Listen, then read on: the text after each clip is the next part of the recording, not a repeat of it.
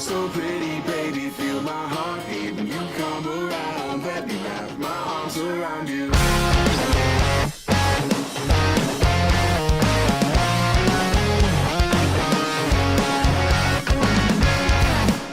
When I wake up, you're the first thing on my mind. I can't be without you, yeah, I need you all the time. Isn't even an option, my favorite concoction all night. Yeah, all night. Don't say that I'm not addicted. I can't feel the way that you lifted. I feel the vibe that is shifting, but I can't do it on my own. Hey, my lady, you're so pretty, baby. Feel my heartbeat when you come around. Let me wrap my arms around you. Hey, my lady, you're so pretty, baby. Feel my heartbeat when you come around. Let me wrap my arms around you. Let me wrap my arms around you.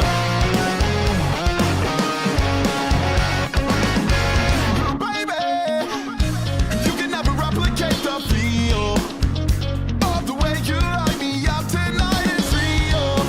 And I can't deny it, I'm not lying, take the wheel. This is for real. Don't say that I'm not addicted. I can't feel the way that you lifted. I feel the vibe that is shifting, but I can't do it all on my own. Hey, my lady, you're so pretty, baby. Feel my heartbeat when you come around. Let me wrap my arms around you. Hey, my lady, you're so pretty, baby. Feel my heartbeat when you come around. Let me wrap my arms around you. My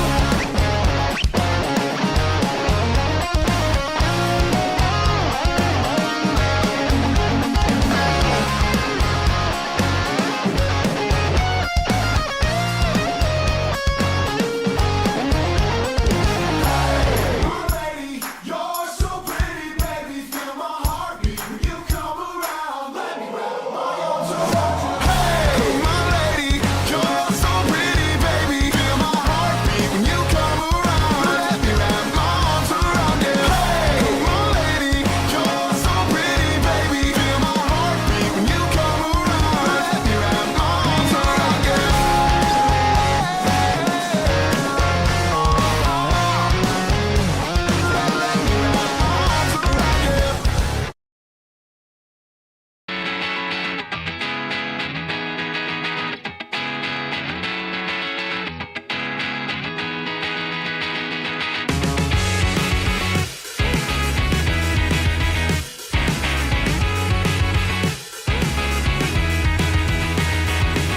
Why do I have to stay here on the ground? It's overrated. The cityscape escapes you with a sound.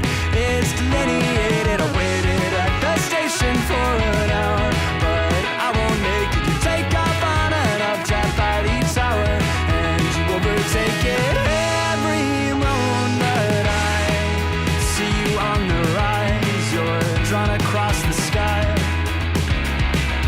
Now that ink has dried, and I can't tell you why. Oh, Mimi, can you tell me there's an issue? I've seen it clouded all around you. Why can't you tell me there's an issue you've seen before? Oh, Mimi, can you tell me there's an issue? I've seen it clouded all around you. Why can't you tell me there's an issue you've seen before? And I can't tell you why. Oh, I can't tell you why. Why you have to stay here on the ground? It's overrated. The cityscape parades you with a sound. It's delineated. No one here has even learned your name, but they all claim that they saw you land and land to do the same. But they won't make it every moment. I see you on the rise. You're drawn across the sky. Now that ink has dried, and I can't tell you why. Oh, Mimi, can you tell me there's an issue? I've seen it clouded all around you. Why can't you tell me there's an issue you've seen before? Oh, Mimi, can you tell me there's an issue?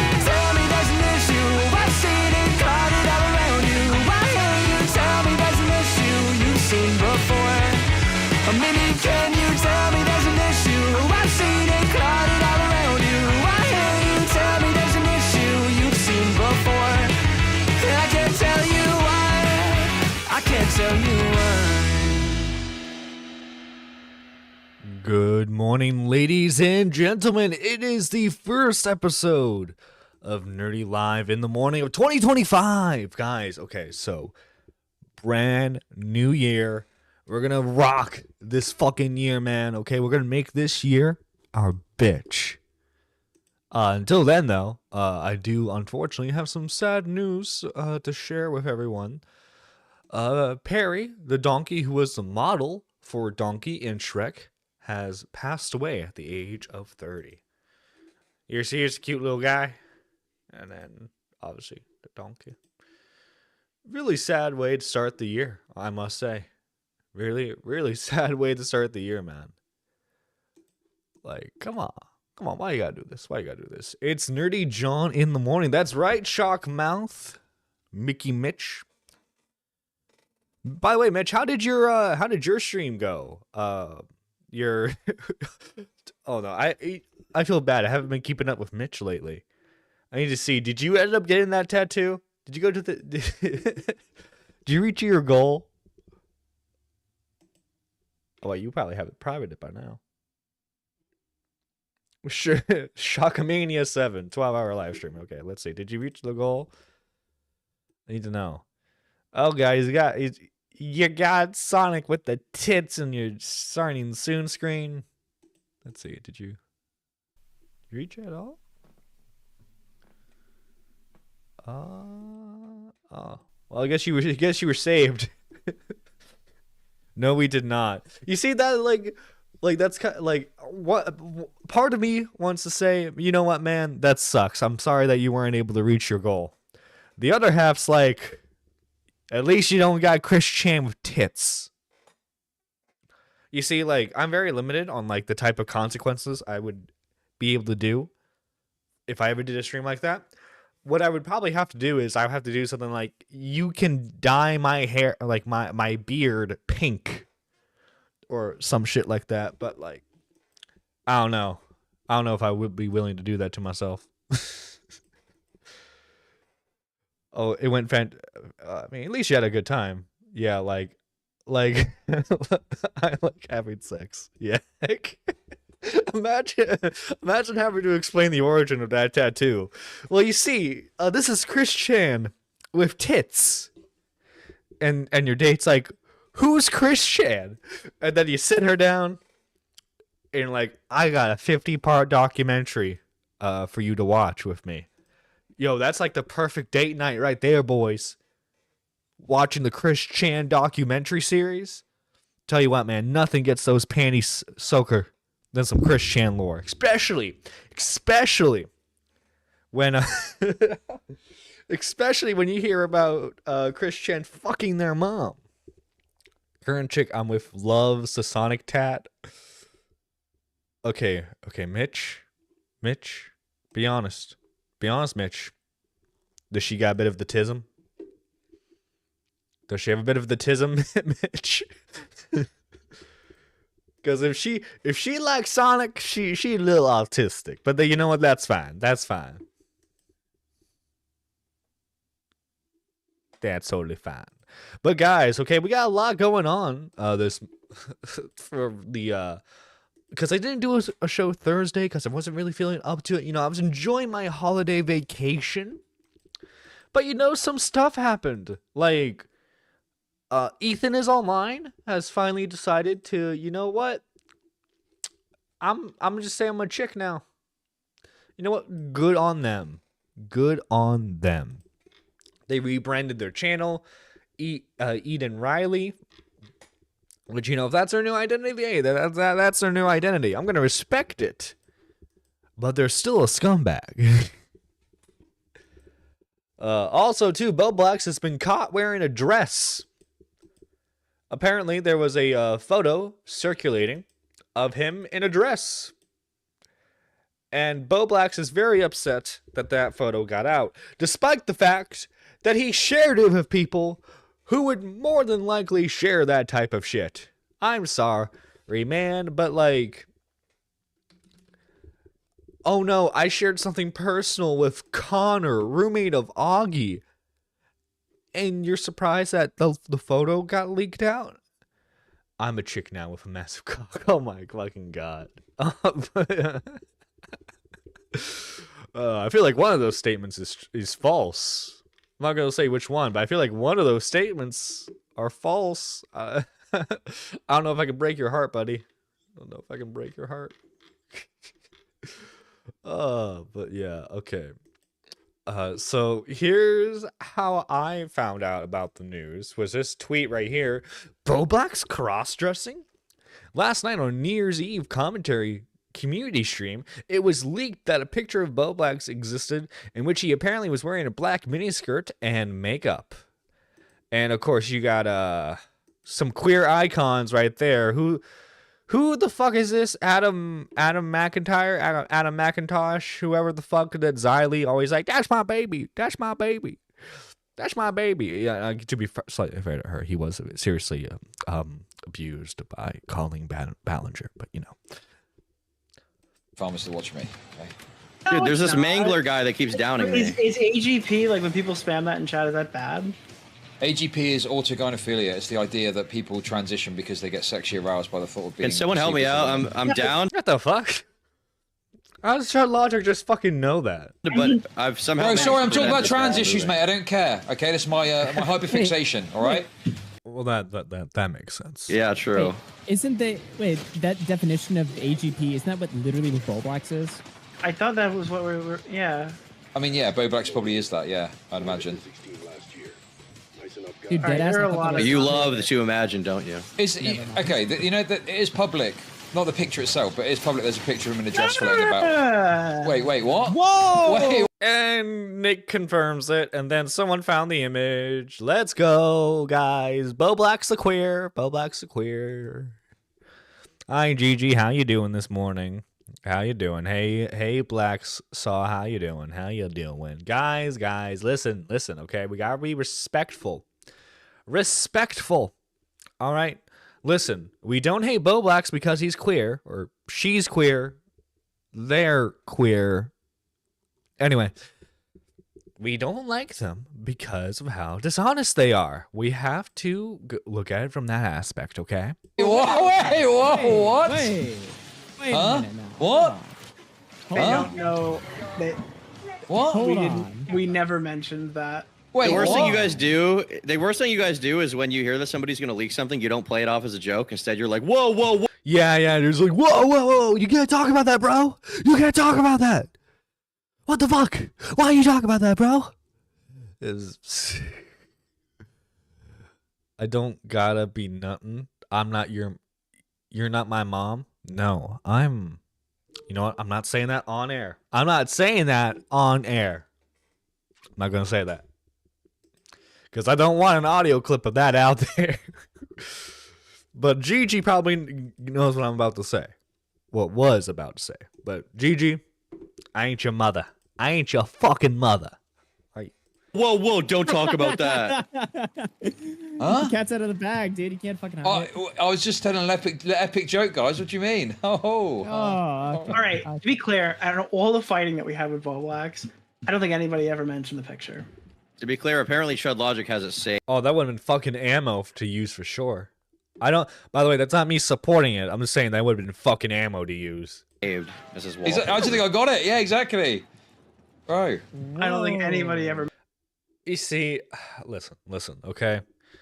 I know Reese, you know, the trans man of the community who also is a drag star, you know, go queen and all that. I know, Reese still has his beard, right? But like, okay.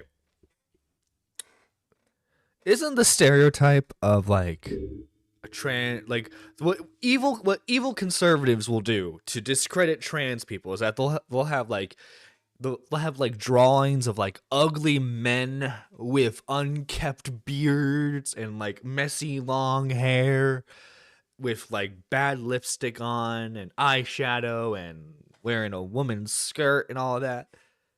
Anybody feel like that's exactly what Bo Blacks did? Like, I get it, Bo Blacks, you're trying to express your queer identity. You know, you gotta take baby steps into doing that. Bo Blacks, let me be clear when I say this, okay? So, like, I am not trying to make fun of your sexual identity. And anyway, that's a very serious topic, and you know what? You should be supported. However, why did you share that with Connor? Let me repeat myself. Why did you share that with Connor? Because, listen, okay, and you know, I don't know Connor personally. I've never had a conversation with him in the day of my life. However, given that he's a commentary guy, given that him and Augie are pretty similar when it comes to humor and edgy shit, I have to imagine, and like, also too, you gave him the okay to share it with Augie. Bro, you gave him the okay to do it. Like, I'm sorry. Did you expect it to go another way? Did you expect it to be like a totally hidden secret forever and ever? It was gonna leak out, man. Especially, dude. Like, this is just the reality of being friends with other content creators. The second you share something, more than likely 5 other people already know about it. So like, you gotta share stuff you're comfortable with having out there. I think that's the mindset people should have. I know it's kind of cynical to be like, hey, yeah, so like your information's totally gonna get leaked out to people, but like, I think people should be more mentally prepared for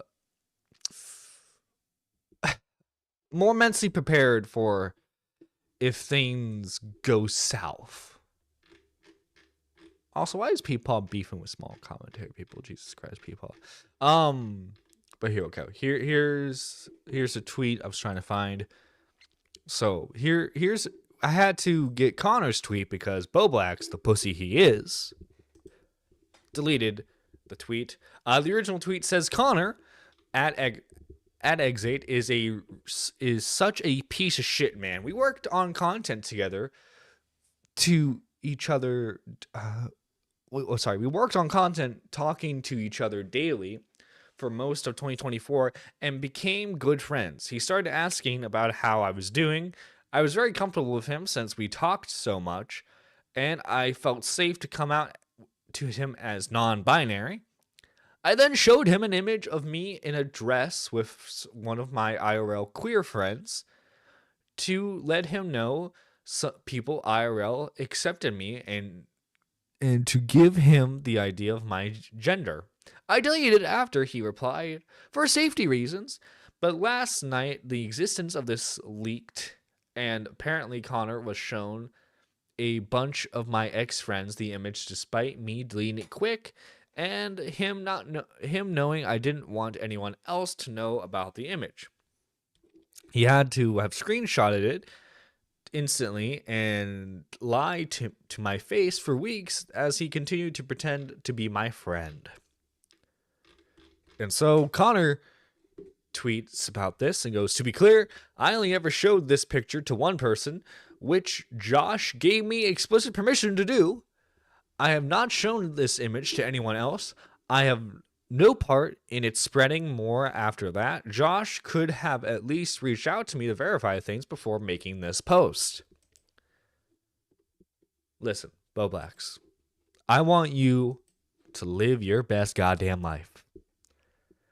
However, Boblax, you know what this shit brings, okay? You messed in the mud of commentary, much like Tipster before you. And you're surprised and you're crying that people are now making fun of you, that people are talking about your personal shit, when you talked about a lot of Tipster's personal shit, especially with his wife. Now, I'm not saying you can't do that. However, when you get the same fucking treatment, don't be surprised.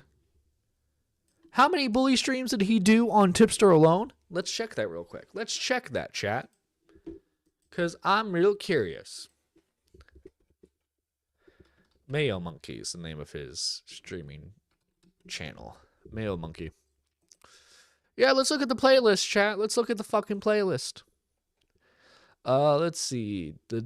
Tipster bully streams 14, and I guarantee you he's probably done more where he's at least mentioned him. 14 streams on Tipster. Again, I am not saying he can't do that. But what I am saying is when you get the same fucking treatment with everyone talking about you, you cannot be surprised when your name gets fucking mentioned. Come on, man. Come on. Especially, you know how the community is. You know how the community is. Of course, if they hear about you in a dress and you still have your beard and you got makeup on, of course people are going to make fun of you, dude. I'm not saying it's right. I'm saying you knew what you were getting into. But come on, man. Come on. Don't be doing this to us, Boblax. I still like him to some degree. I just wish he'd stop. Also, this great post from Nick. Just to be clear, Boblax himself revealed his gender identity. We were knowledgeable about these photos at the time when it all leaked, coming right out, but none were included, okay? Boblax has deleted the original post. I think I am owed an apology and wish that he would at least reach out to verify the information before blasting shit that's just not true. Another lie from Boblax in this post. I only showed this to one person. I had explicit permission to show it well before anyone became ex-friends with Josh. Like he tries to claim. This is false framing from Josh. Like I spread this around post-feud to get him to get at him. This is just disingenuous and honestly disgusting. Second time he's done this, by the way. He's falsely framed Nick for outing him as non-binary, which never happened. I remember that. When Boblax outed himself as non-binary. He did that to himself. Boblax, man. I hope you get the help you need. I generally do. But guys, we got more content for you. Okay, so this was in my recommended that I'm a little interested in learning about. So it's by a creator called Liquid Sonic. The title is Thought Slime, BreadTube's worst creator. And listen, we've encountered a lot of bad BreadTubers before, chat. So I'm really interested on how this guy is the worst one. Oh my god, he looks like a gay man you find on Grindr. Yeah, that's a guy you definitely find on Grindr.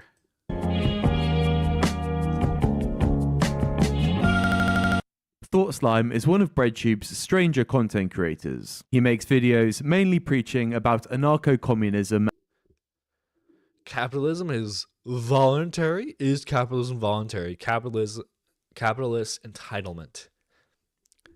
Oh, great. I can tell we're dealing with a true mind right here, chat. We're dealing with a true intellectual. And trending social topics. And he has had many questionable takes and controversies, giving him a somewhat infamous reputation. So I thought it'd be fun to go through his videography and do a little review of his channel. So first off, let's take a look at the oldest content he's made.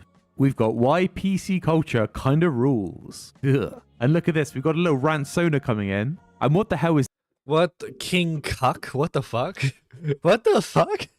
this, man? The owning of the word was a seriously misguided move from these people. But this watcher, this Steven Universe fan, this anarcho-communist, well, he's about to lay down some facts. I'd love to retreat from those hard truths into a childish fantasy of living in the woods too. But I'm an adult, and I live on planet Earth, and we have to face facts.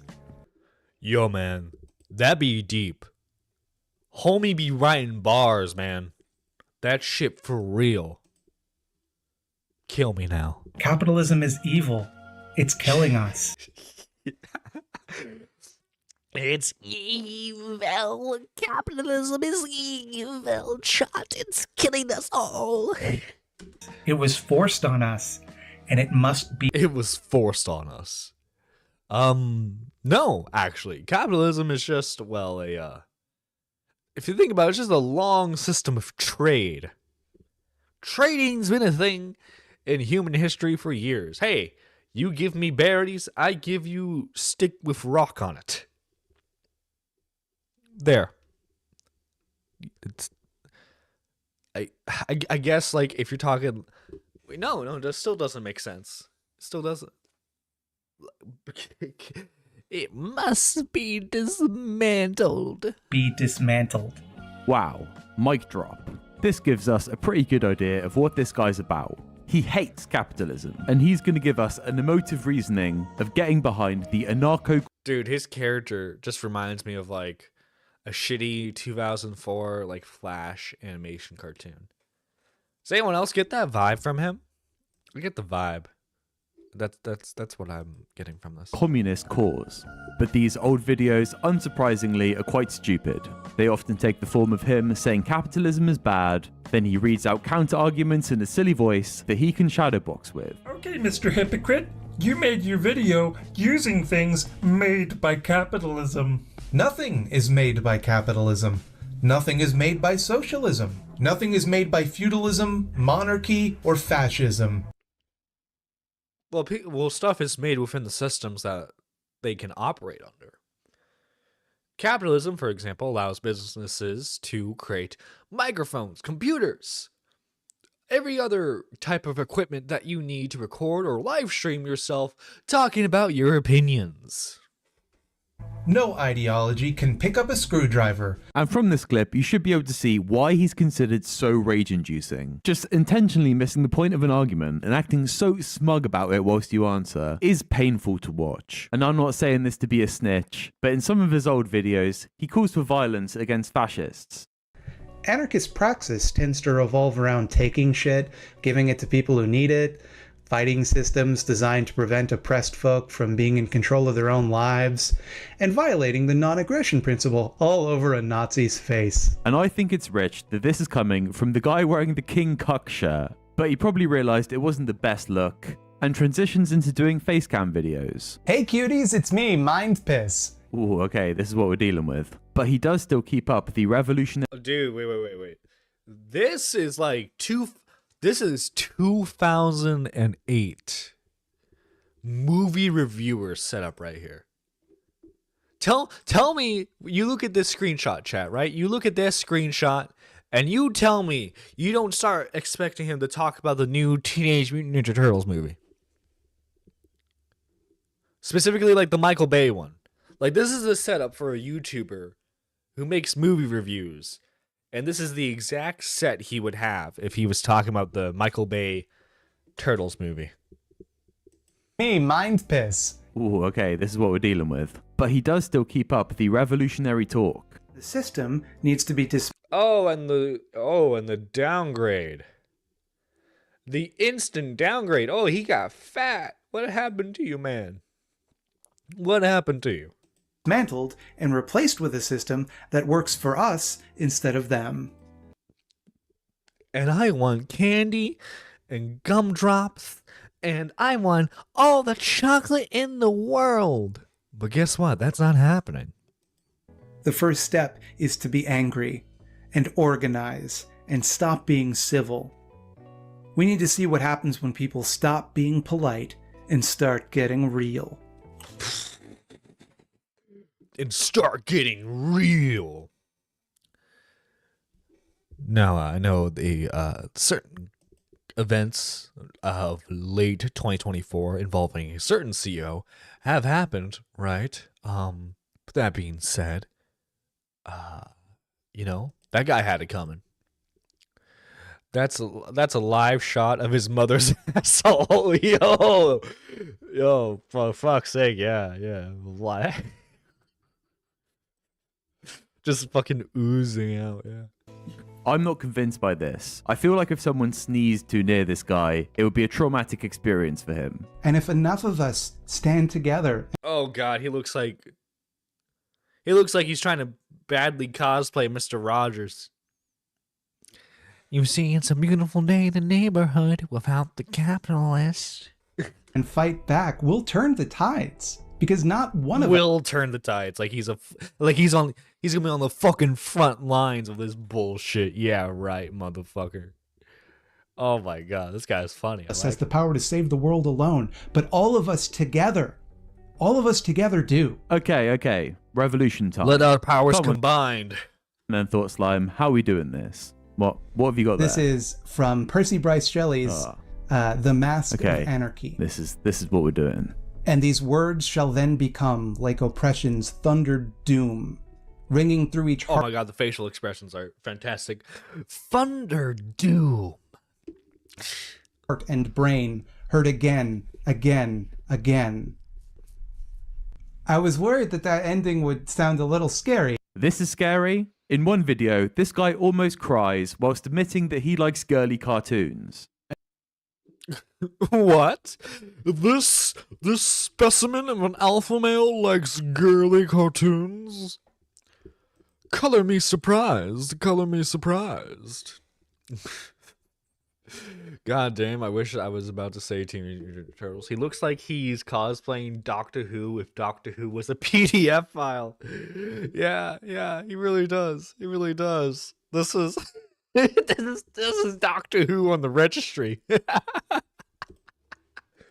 And he thinks reading some lame anarchist poem is too scary for people. But don't worry, our guy Thought Slime's got some ideas. In Thought Slime's world, private ownership shouldn't be a thing, so that's going to be dealt with. All homes under absentee ownership, which is to say all homes that are owned by people not for the purpose of living in, but for profiting off of, should be seized by the people, held in common, and distributed on the basis of need. This is, in fact, what I think should be done with most stuff. That's the thing I like. Maybe some alarm bells. All right, I'm gonna take your shit, motherfucker. I'm gonna take all your shit. Let's see how you fucking like it then. You see, when you hear people talk about like redistributing wealth, mostly like this is from like Hassan Piker types or like millionaires. Like I doubt this individual is a fucking millionaire, right? But that being said, the people who always say stuff like, oh, we need to take away people's stuff so that way people don't have material things. More often than not, these people don't expect their stuff to be taken away from them. They think that they're going to be one of the leaders of the revolution who get to have like their little fancy stuff, right? When in reality, they're gonna be for their meat grinder. Let's say that the meat grinder that Stalin liked to use. You know what I mean? Will be ringing when you hear that. What about the people that don't agree with this revolution? Well, in all of the shadowboxing that Thought Slime's done with his imaginary critics, this is something that he's never addressed. But fortunately for us, we have non-compete to answer that question. How we deal with former capitalists, fascists, and other such oppressors will be one of the great tests of anarchist society. Great care must be taken to treat them compassionately and humanely, giving them every opportunity to join our society as active and productive comrades, starting by treating them like any other comrade with special circumstances. Rather than ship deposed class enemies off to inhumane gulags or otherwise seek out revenge, they should be placed in reform centers where they are able to live in comfort and benefit. Oh, like brainwashing centers. Okay, that sounds so much better. Yes, I'd rather have my individuality taken away from me and... What the fuck? Yes, take away my individuality. Please. What? I swear to God, man. I swear to God. Benefit from counseling and education, teaching them about the benefits of our new society. Some may never be willing to give up their abuses, and these die-hard oppressors would need to be secluded, perhaps indefinitely. But capitalists and reactionaries who demonstrate a willingness to re-enter society on equal footing should be given every opportunity to learn, grow, and eventually rejoin our community. By the way, I get it. They kind of mean like, oh, I guess capitalists is their just a word for rich people, right? But like, imagine like you're just like an average Joe and they still label you as a capitalist because you're like, but like, let me give you $5 for that tomato or some shit like that, right? Mr. Gamer, congrats on nearly reaching 3K subs, John. Thank you so much, Mr. Gamer. Guys, if you want to help out, you know, always make sure to share out the stream, retweet that shit, And also to make sure you like, comment, and subscribe so that way you can get notified when we go live with content such as this. Actually, guys, if you don't mind, I'm going to share out the tweet advertising the live stream. If you guys want to retweet that real quick, that'd be much appreciated.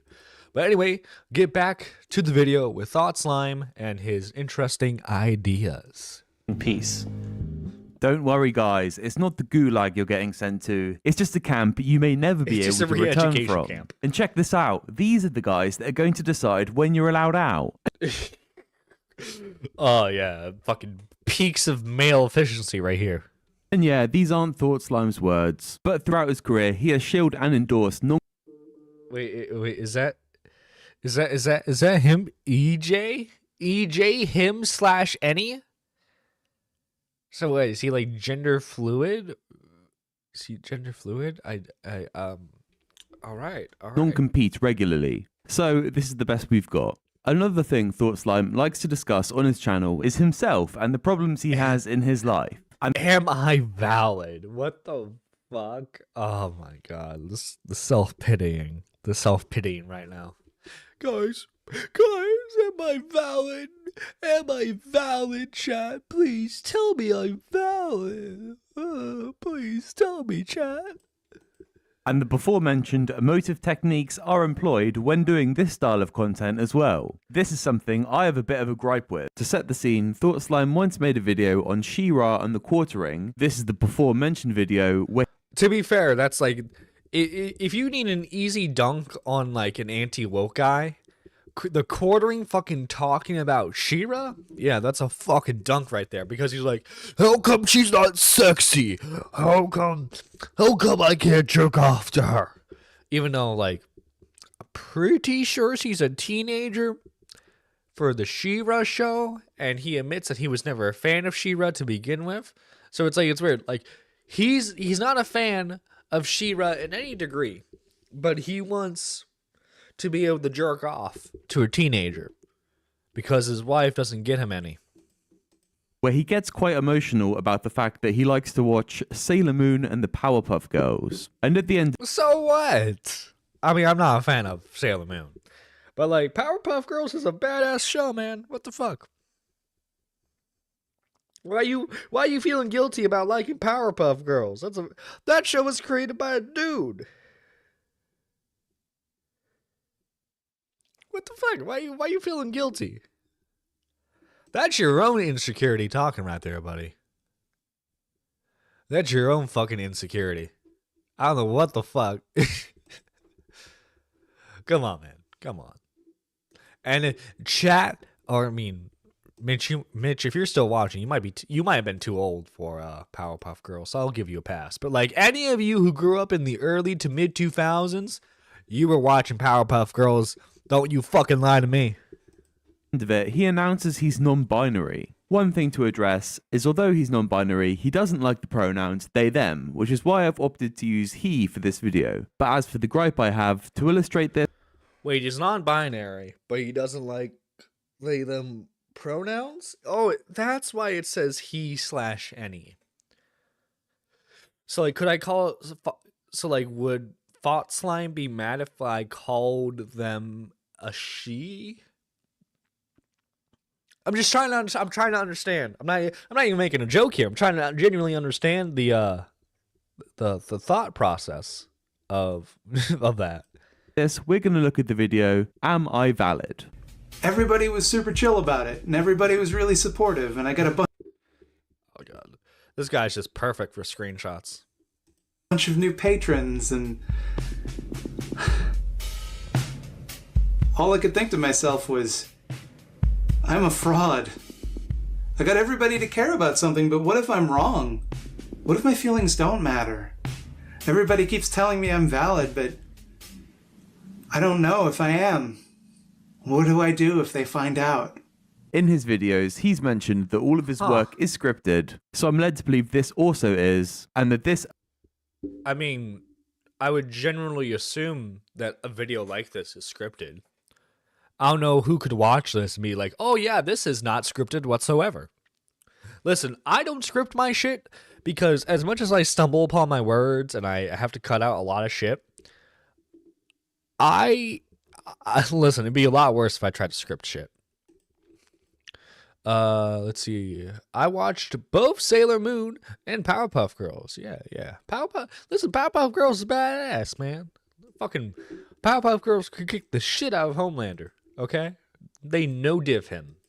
Emotional moment is acted, and call me crazy, but I think it's quite badly acted. He mentions his Patreon immediately before a really tender moment that's clearly included to make the viewers feel sorry for him. But later on in the video, it gets all lighthearted and he starts making jokes. But it's like German philosopher Freddie Nichols once said, when you peep into that abyss, guess what, dummy? That abyss is peeping back at you. Holla back at your abyss. Do you think I can spend all day insulting myself in my own head for not meeting arbitrary standards of beauty or femininity? I think the word you were looking for there was womanity. Womanity, basically. Womanhood? Basically, okay. Not quite, but okay. When you've got depressed brain, like I do, sometimes being mean to yourself feels real good. Like, it's bad for me. But let's be bad. Oh god, why is he making that fucking rape face? That's the face he makes after that's the face he makes after you drink after you take the drink that he just roofied. That's chat, that's you're gonna have a nightmare tonight, and that's gonna be the face he uses in the nightmare. Just letting you know, chat. Why? Why do people watch this? Another thing I'd like to touch upon in this video is Thought Slime's comedy. You see, when he talks about his content, he often references that he likes to add a lot of funny jokes in there. So let's check one of these jokes out. On the other hand, if someone poops in a Tim Hortons, that will be front page news for a week. The justice system will spring into action and make sure that that pooper is brought to justice. Poop justice. Poop. That's the joke there. And would you Poo. Aren't I funny? It's the poo. What the fuck's wrong with you? believe it, Thought Slime used to be a stand-up comedian. Unfortunately, I can't find any of it. Yo, you think him and Def Noodles toured together? Yo, wait guys, okay. Hear me out, chat. Thought Slime, Jake Webble, and Def Noodles. They do a tour together, right? We film it, behind the scenes, the stand-up, everything. Best reality TV show known to man, okay? It's going to be about comedians that suck ass who think they're funny. And they're all liberal crybabies. Of his work online anywhere. The world has taken a huge L not recording any of it. But Thought Slime believes himself to be an authority on comedy. And he is so lost in the sauce that he even questions whether it's okay to make jokes about people being sweaty. I make a lot of jokes about how sweaty I get in the summer, and that does imply that there's something wrong with being sweaty. And is that fair? Oh my fucking god. Cry me a goddamn river with your fucking sweat. To people with glandular disorders that make them sweaty all the time? But you know what's really not funny? When people get their political analysis wrong in their comedy. Are you trying to say that Waylon has the same opportunities as us? Well, it looks like someone failed their insight check because this analogy sucks. To map the idea of wealth redistribution, which, by the way, isn't even a liberal idea. Liberals don't really seem to like it all that much. Thanks, Thought Slime. Thanks for clearing this up. He also does this for movies and TV. He has videos on the politics of Stranger Things and The Purge. Oh, of course he does like fucking movie reviews. What if they threw a purge? What if they threw a purge and nobody came? The Purge is... First off, The Purge is such a fucking dumb movie, right? Like, of course you would have people trying to kill each other, right? Of course you would have that. But the thing is, more likely people are just going to do a bunch of fucking drugs. They're going to do a bunch of fucking drugs so that way... like, come on. Honest to God, if a purge happened right now, you're telling me that instead of doing drugs or like robbing a bank and getting away with it, you're telling me that you would just like, nah, let me just murder a bunch of people. No one would do that. Psychopaths would do that for sure. But like, come on. I think that's why eventually they said. I think it's a plot point in a later Purge movie that like the rich hire people to go out and kill a bunch of poor folk. And he must be a joy to be around. What did you think of the show, Thought Slime? Kind of leaves a bad taste in my mouth. It's essentially saying that we should ignore class in the face of institutionalized sexism. You think it's hard being poor? Try being a woman, pal. Which kind of sucks, because, like, women can be poor too. Okay. Yeah, imagine being a woman and poor. You see, that's where you fuck up. Okay, I'm sorry I asked. But let's take a look at something else. What's this video? Let's talk about last week. Last week I fucked up. This is an apology video. What possibly could Thought Slime have to be apologizing for? I uploaded a mean-spirited video with some pretty ableist language and overtones. I referred to the conspiracy theories of a man who was diagnosed with bipolar disorders using the words nanners and lunacy. Lunacy, I came to learn, was actually directly related to bipolar disorder in a derogatory way, which I didn't know, but I knew better than to use that word, and I did it anyway. That has to be the craziest thing to make a 20-minute apology video for. This should go down. Yeah, no, you ain't never catch me doing an apology video like this. Nah, buddy. What the fuck? I'm sorry for calling a crazy guy crazy. Purge and shows like Squid Games is real propaganda to make lesser people look like scum. Good one, JVD Media. Good one, buddy. Well, yeah, we need some lighthearted comedy here. As a legendary YouTuber apology. I'm looking here at the GOAT of YouTube, Moist Critical's YouTuber apology tier list video, and Thought Slime is noticeably absent from this list. Charlie, this is totally unacceptable. I'm sorry, look, I don't make the rules, but you're gonna have to delete your channel. Thought Slime made a video on Chaz. If you don't know what this is, it was an occupation protest in Washington where revolutionaries could hang out and send an anarchist message. I don't really understand the whole point of it, to be honest. I think they were trying to make this mini society with no laws or police, which is right up Thought Slime's alley, and there was a big racial element to it in light of the BLM protests. This was brought up briefly in Thought Slime's video in an interview with a Chaz occupant. Like, there were some internal problems. Like, a lot of the people of color were complaining that they were being spoken over by having, like, white guys talk over them all the time, and they were getting annoyed with that. And that's valid and legit. So as soon as they brought that up, a lot of people took precautions to make sure that stopped happening. And you can see here, they're mindful about race, cool, whatever. But in reality, it was a bit more extreme than that. By the time you leave this autonomous zone, I want you to give $10 to one African American person from this autonomous zone. And give them all your money. Give them all your money. Chad, give them all your money. And if you find that's difficult, if you find it's hard for you to give $10 to people of color, to black... $10, Chad, to give to black people. $10. If you don't give $10 to black people, you're racist.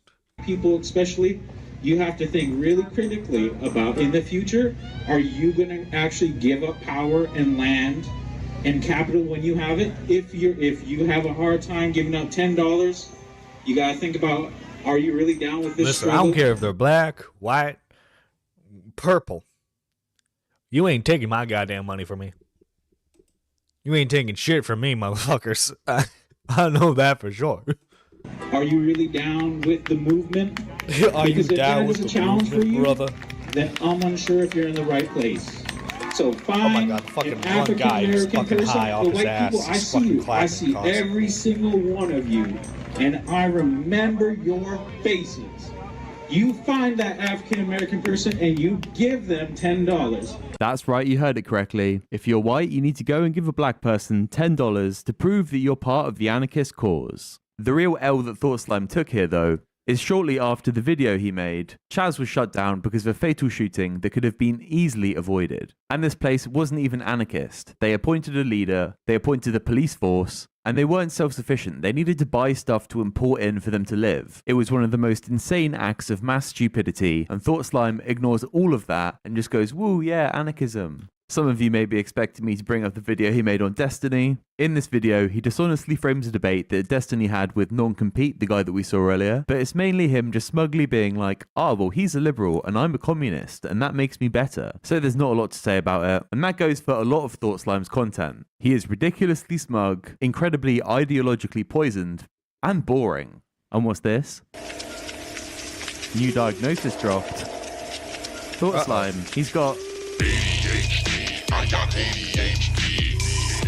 No way. He has ADHD. How is he gonna live with himself now? Chat, what's gonna happen to him? Chat, I'm scared. I'm scared, chat. What's gonna happen to him? I'm really scared, chat. I don't want anything bad to happen to him. How is he gonna live with himself if he has ADHD? I got ADHD. Call you back. There's someone else. Hey, Thought Slime. This is Lady Goggles. I'm an MFA student, adjunct professor, and I create videos on YouTube. Oh god. Ugh. Is that Mitch's ex-girlfriend? That's Mitch's ex-girlfriend right there. I wish people would understand the difference between executive dysfunction and being lazy. There's a huge difference. I'm often having to be responsible for 1,000,001 things at once, and I become so paralyzed with choice that I just don't wind up doing anything. That's not laziness, that's executive dysfunction. I don't know why people keep calling me. I have another call. I gotta. Hey, Mildred, it's Catherine, the cabaretist, and I wish that people That's Mitch's other ex.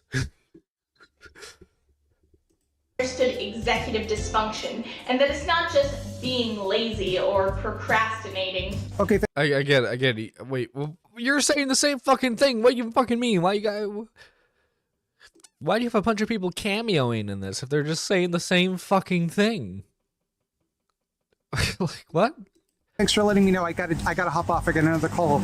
Maybe this isn't fair, it's only a small sample size, but I feel like there may be, when explicitly talking about executive function and laziness in this video, other correlations that might be worth studying. But what's this? The Boogaloo Boys, a meme that kills people. Wow, serious stuff. I, for one, had no idea that the founder of the Boogaloo Boys, Wendigoon, was responsible for actual deaths. Oh my god. Fucking...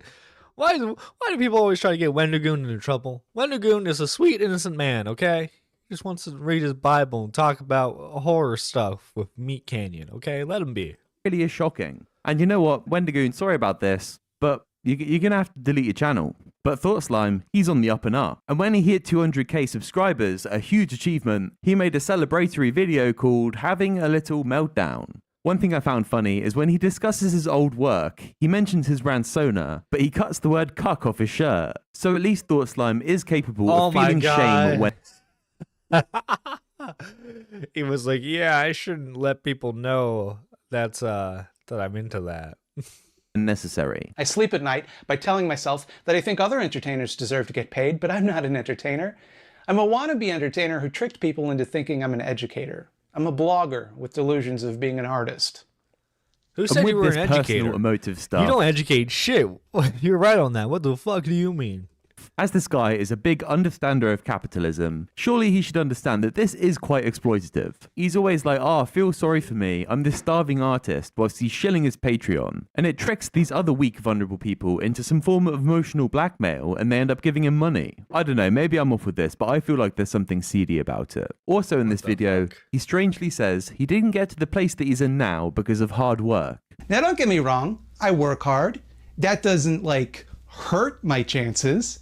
But I didn't get anything I have from hard work. Which is unusual messaging, and I think it's incorrect. Wait. Because he did... So, is he attributing all of his success to luck? What's he saying here? Buddy, listen, okay? Not gonna lie, when it comes to being successful on YouTube, way I've seen it is you kind of have to be I say it requires 10% luck. like 90% hard work. He did weekly videos for a very long time, and that's how he built his following. And I feel like that's the advice he should be giving. But even with this, just the mention of hard work means that he feels the need to give a little disclaimer. There are lots of valid reasons why someone might not be willing or able to work hard. I am by no means trying to disparage people with chronic illnesses, disabilities, or mental health problems which make hard work difficult, painful, or unpleasant. What qualifies as hard work is also dependent. Hard work is always unpleasant. That's why it's hard work. I don't understand what he's saying here. Listen, okay? Like, we all got hardships. We all have stuff that, like, that qualifies as hard work for each individual person. But, like, this disclaimer here is very, very weird. On a lot of factors beyond people's abilities to control. Hard work may be a good quality if you can manage it, but it is not a prerequisite for being a good or worthwhile person. And this does get to me. Giving trigger warnings for discussion of hard work. Working hard didn't get me 200,000 subscribers, and you're not going to get whatever you want through hard work either. And even when discussing... What the fuck kind of black pill shit is that, man? What the fuck? You're just like in a miserable state in your life where it's like, nothing you want can be achieved. And it's like, bro, come on. At least present some sunshine and rainbows before you fucking rip the Band-Aid off. God damn. Why you gotta be so mean?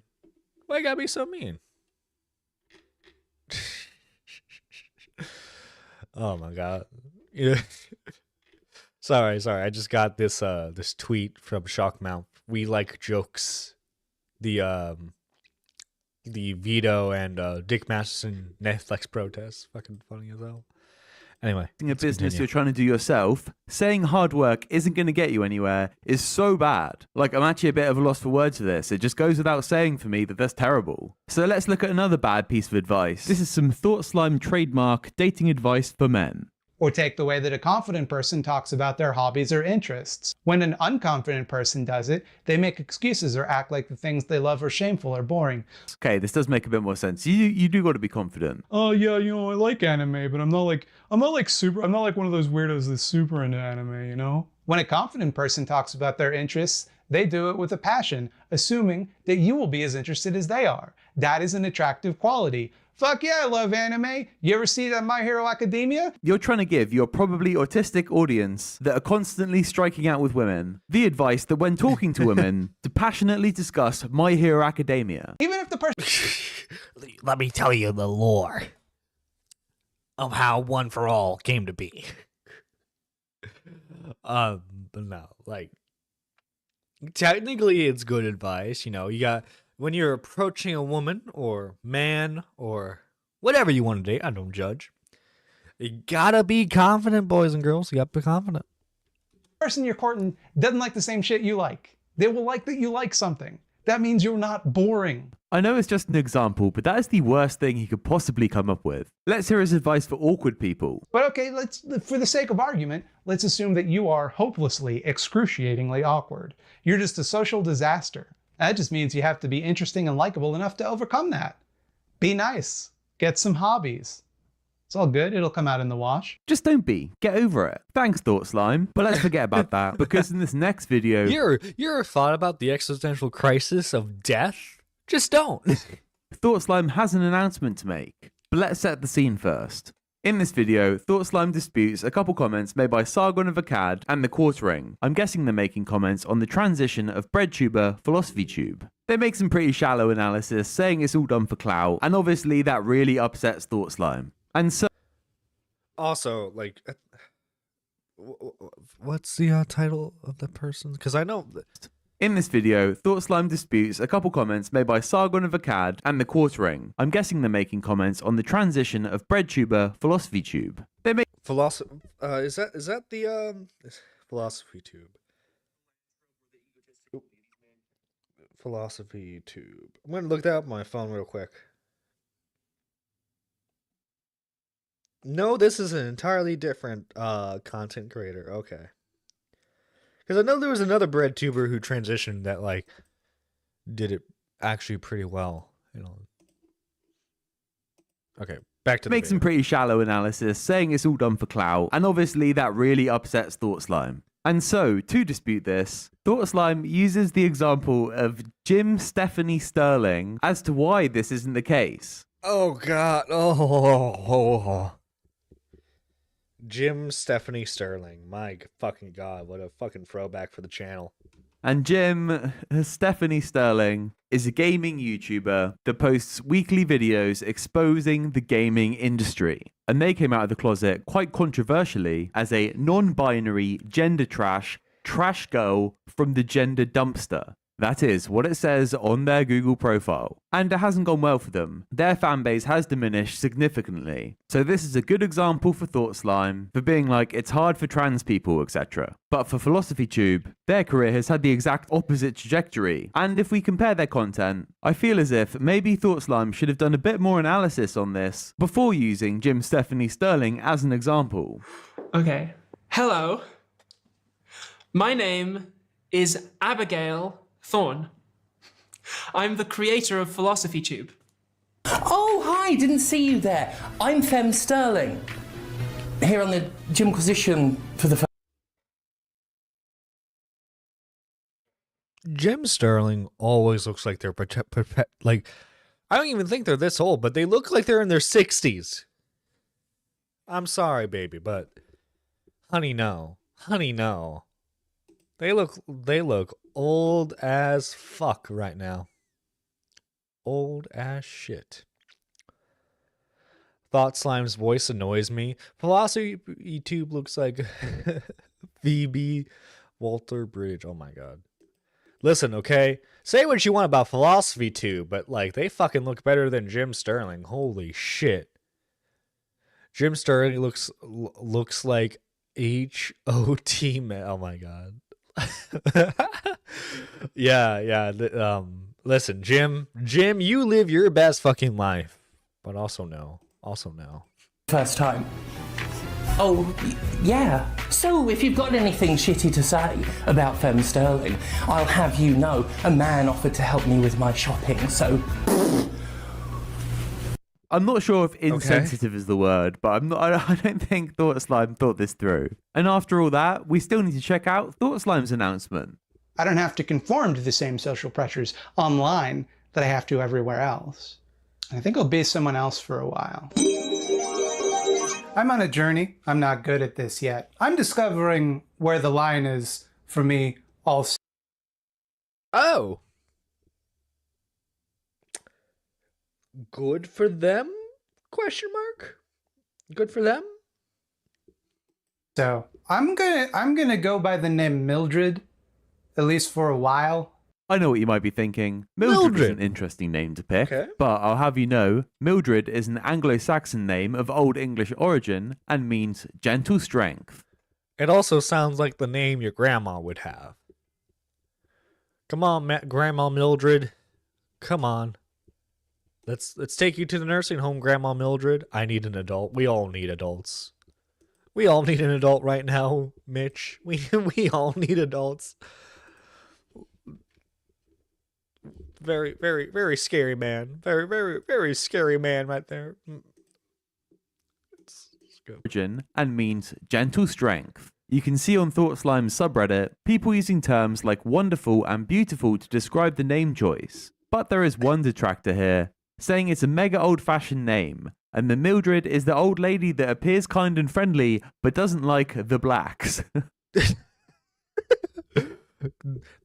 Grandma Mildred, why are you being racist? Grandma Mildred, we talk about this. Similar to names like Rita or Eileen. In my opinion, that's a pretty spot-on analysis. Since this, Thought Slime has had a couple different looks, so to speak. And not so long after this, Thought Slime had a shift in content. In this eating very spicy hot sauce to keep this channel update interesting video, he announces that he wants to make a change from the weekly videos into more high-effort long-form content. And the video right after this, How Gary V Manipulates You, isn't that bad. It's not good, it's not like fun or entertaining or anything, but it's a step up, so I'll give him that. But he doesn't keep it up. He slowly falls back into doing purple M&M discourse and Twitter argument Trans candy? Oh my god. No, don't bring up the M&Ms. Don't bring up the M&Ms. Nick and Tommy are gonna have another fucking fight again. Can I love my body? Learning from Peach Mom. Peach Mom did nothing wrong. Oh god, I remember that fucking meme. Some thoughts on AI art. The war on Hooters. Being a man ain't what it used to be. Documentation. He made another personal video called Can I Learn to Love My Body? Brilliant thumbnail for this one. I remember feeling it was pointed, accusatory. Memories get distorted over time. I mean, what are the odds that this really happened? This one's got quite a strange tone. It's super personal, intertwined with nostalgia critic-esque skits. Wow, what an asshole. Although I agree with everything he said. But remember how we looked right at you and judged you? That must make you feel like a complete piece of shit. I was the fattest. Here at the go-to YouTube. I'm just really confused. What the fuck? Why? Let's get back to that. Okay. That must make you feel like a complete piece of shit. I was the fattest kid in my class. This is his better content, but it leads to a very unusual scene where he's obviously trying to be as emotional as he possibly can. Really tender stuff, but it still has this devil character inserting quips as it goes. I obsess over how important my looks are, how everyone must be as disgusted by me as I am by myself. I don't think it's technically dysmorphia if you're actually ugly. He does. What? Why are these here? Why is the devil character there? And this one with a bit of a motivational type of speech. There is nothing wrong with your body. Your body is beautiful, if for no other reason than because it is the mechanism that allows you to exist in the world. And no matter what any small-minded, spiteful, ignorant shithead tries to convince you of, you can be healthy at any size. I wouldn't tell that to Big Bertha. You know what I mean? Big Bertha, 500 pounds. What are the name of the sisters on the TLC show? I wouldn't say they're healthy. I wouldn't say they're healthy whatsoever.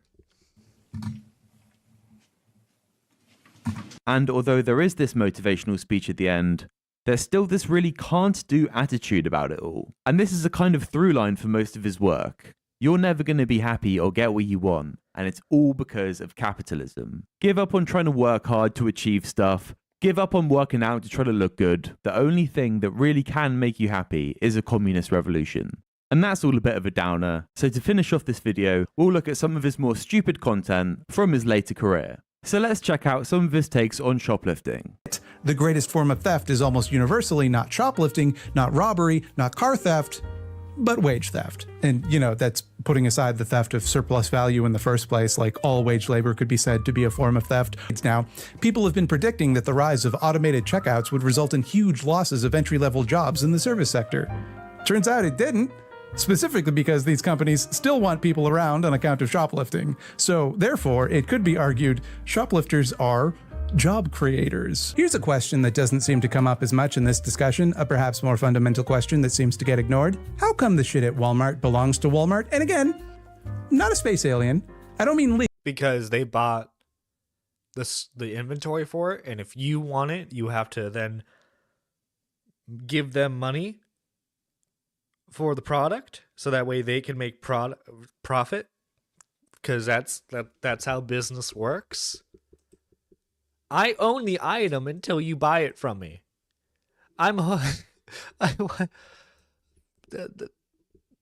That's how business works, motherfucker. What? Legally, I know that they own their stuff. I know that it's their stuff and the police won't let me have it. I mean, morally, ethically. How come? Walmart's not using it. They don't need it. Why is it theirs? What moral utility does it serve that they're allowed to have it? And it's pointless even trying to debunk stuff at this level. It's just so far detached from reality or anything sensible. Like, what's the point in even arguing about this? And as always, he ends up talking about communist revolution stuff and brings up the age-old question of why would anyone choose to do the laborious, difficult job in this form of society? Also, hundreds of other people would find doing it pretty interesting and fun if they were allowed to do so on their own terms. People, literally, for fun, play video games about long-haul trucking, and you're seriously trying to make the argument that without the profit incentive, nobody would want to do a boring job.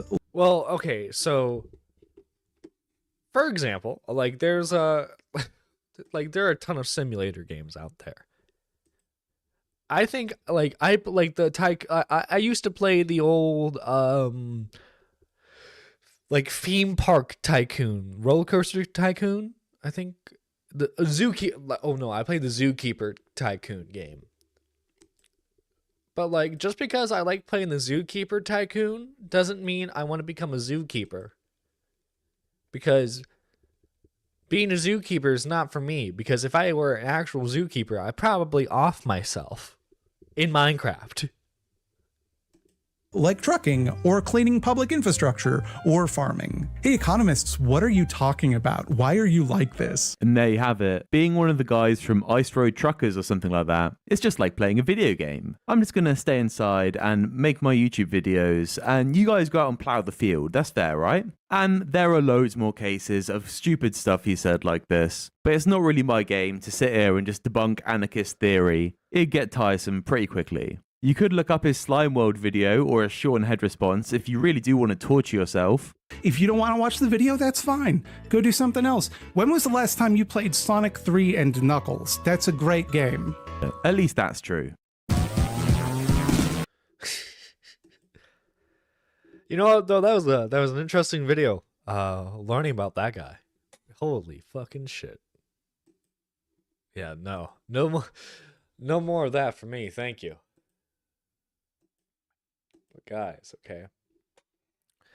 We have another video to check out from Turkey Tom this time. New Minecraft allegations. Let's go. New Minecraft allegations. Let's go. Let's go. Let's go. Hello, my name is Tom, and welcome to 2025. Wii U. Why did I say that?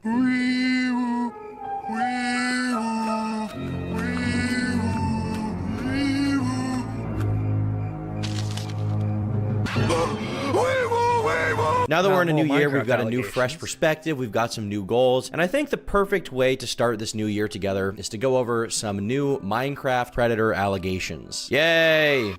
What's this guy been up to?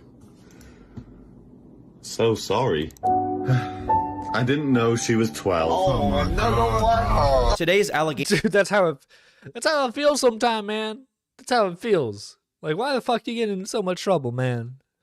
It's very easy not to talk to children. Very easy not to.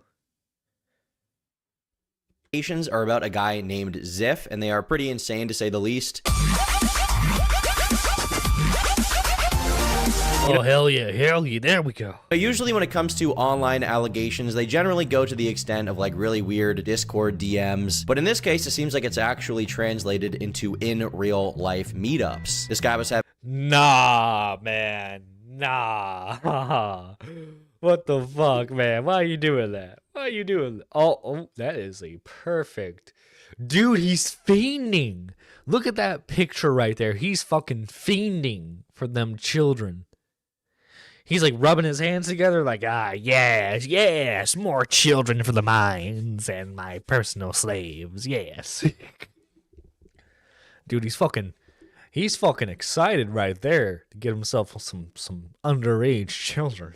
To online allegations, they generally go to the extent of like really weird Discord DMs, but in this case, it seems like it's actually translated into in real life meetups. This guy was having TwitchCon, but at his house. And it goes further than— No.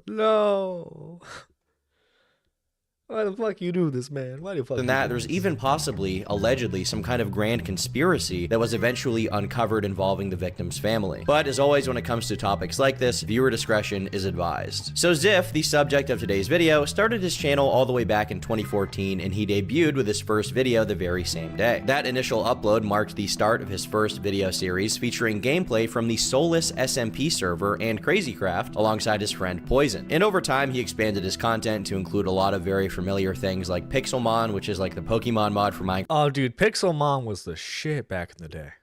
The fucking shit. New Minecraft challenge: don't talk inappropriately to children. Impossible. Oh god, you know the meme template thumbnail where it's like she's 12 and the guy's like, damn. That's this guy. Minecraft back in the day. I've never personally played it, but I do remember seeing videos about it and not understanding what was going on when I was 10 years old. Then, of course, he played a lot of Hunger Games, which was personally what I Oh, dude, no, dude, I don't think people understand, okay? The Hunger Games Minecraft stuff was fucking awesome, okay? Some servers called it survival games. There was one map where it was, and Sunday played this a lot, where the map was specifically replicating the Catching Fire Hunger Games map. So like it had like different effects depending on which area of the map you were in. It was fucking awesome.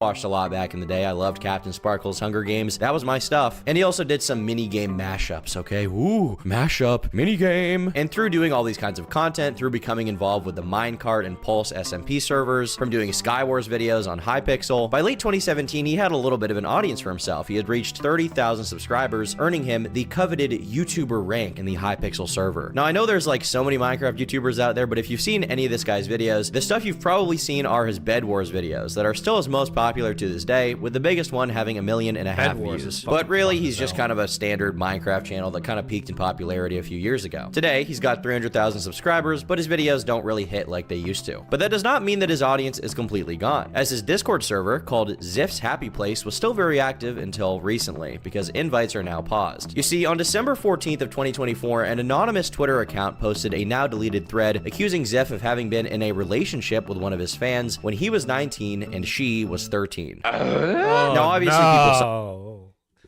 No, Ziff, why you fucking doing that, man? Don't be doing that. Don't be doing that shit.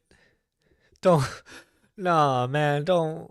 Why are you doing that, man? Saw this and they were talking about it. It got cross-posted to Reddit and it received a bunch of attention there. And then the original Twitter thread was taken down on the 15th after the victim asked the poster to do so. And an official statement was made soon after, apparently from the alleged victim. Now, before the statement starts, there is a title saying not to spread the identity of this victim and that whoever is posting this apparently had seen their ID, so this was 100% proof, at least according to them. I don't really know. I don't know these people. But they then get into the actual statement from this supposed victim. And by the way, Ziff's real name is Dylan, just so you don't get confused. We're gonna call him Dylan. Big Dill. Back in 2018, I was groomed and essayed by YouTuber Dylan /Ziffalopagus/Ziff at the age of 13 and 14, whilst he was 19 and 20. I am now 19. It started with me being a fan. After I did a lot of artwork for him and started doing paid work, we started talking. Eventually, in May of 2018, we started dating. I was a stupid kid. I was very troubled. I was bullied in school, had nothing good going for me, and I had low self-esteem. I spent a lot of time online and got close to Dylan, but for the first month of our relationship, I lied about my age and told him I was 16. After our first real Okay, that's slightly better. He's under the impression that it's a 16-year-old he's dating at 19. Not the worst. I'm worried about when we eventually find out that obviously he finds out the age. My guess is it's not a problem with him whatsoever. It was a happy place because kids were in there. Oh my god, what the fuck? Go ahead, man, girl. What the fuck? Nah, he wanted to get under the bed with them kids, you see. Life meetup at VidCon in 2018, only 1 month after our relationship began. I finally told him the truth and he knew from that point on that I was only 13 years old. I pleaded with him not to break up with me, but my begging was not needed. He seemed to have absolutely no intent of breaking up with me and this caused no problem for him at all. We eventually did break up in July of 2019, but not before we met and spent time together on 4 other occasions in person, in which— No, he met up with them? No, brother in Christ, no, don't be doing that. I was SA'd. During this time period, I attempted ending my own life twice, resulting in 2 hospitalizations. I'd like to state that talking about the situation, or even thinking about it, puts me in a lot of emotional distress and makes me sick. This was a terrible time in my life, and I look back on it with disgust, anger, and sadness. This is why I'm keeping myself anonymous. If you know who I am, and we used to be friends, feel free to reach out if you wish. Currently, at this point in my life, we haven't talked since 2020, and I have to some extent erased a lot of these thoughts and memories from my head due to trauma. I can't even remember his last name anymore. After this is out, I just want to move on with my life, go to work again, live with my current partner, who I love so much, and hang out with my cats. I'm planning on having a very nice holiday with my family. I wish to not go into certain specifics because of how traumatic some of these situations were. The thought of them makes me physically sick, like I want to throw up. Thank you for reading this and reading my side of the story. Now, obviously, off the bat, this is a very damning allegation, I would say. You know, the idea that a 19-year-old dated a 13-year-old is not an age gap that I'm comfortable with, or I think really anyone's comfortable with, you know? Exactly, yep. That's not good, okay? Anthony Fantano review of that relationship, not good. And while she does claim that at one point she lied and said she was 16, she claims that, you know, at one point she revealed her real age and he kept dating her anyway. So it kind of puts an interesting dilemma that we're in right here, right? Now, the statement also included two separate photos. One of them is apparently a picture of Ziff with the alleged victim, and another one of them seems to be a point of view of... Wait, okay, so this is him when he's 19 and this girl when she's 13. He's either very short or she's very tall. And I'm gonna go if he's very short because that's funnier. That guy's a fucking hobbit. I'm gonna say right now, that guy's a hobbit. Of the victim taking a photo with Ziff and a cat, which, by the way, nice cat, all right? Gray cat, you know, a lot of people don't like gray cats. They kind of don't respect them. I'm sorry, this is more serious than that. I just like cats. I want a cat. I wish I had a cat. Can I have a cat? But even with these two photos, I mean, we don't really have a lot of context for what's going on here. We have like two random pictures. We don't know who the person on the left is. We don't know if they even took this picture on the right. We have this statement, so there's not a lot of like proof at this point, right? A lot of serious allegations, a lot of serious claims, but no direct proof to lead us towards the conclusion that Ziff is guilty. Now, a lot more context would come out after that, but I will say it's slightly frustrating that the statement starts with like, this statement and the following statement should be all the evidence you need to believe these allegations, when the evidence up until this point was kind of like, trust me, bro, but I'm not going to go too aggro here, okay? I'm not going to go too aggro, because a few days later, another thread would be created that included the victim's statement along with a bit more extra information. They first say that the victim had allegedly been making thumbnails and that Ziff had even titled a stream with her called High Pixel Stream with My Girlfriend. Ziff had also allegedly publicly been showing up. He streamed with her? Brother. Listen, okay? Unless you are dating another content creator, don't stream with your significant other. That's all I'm gonna say.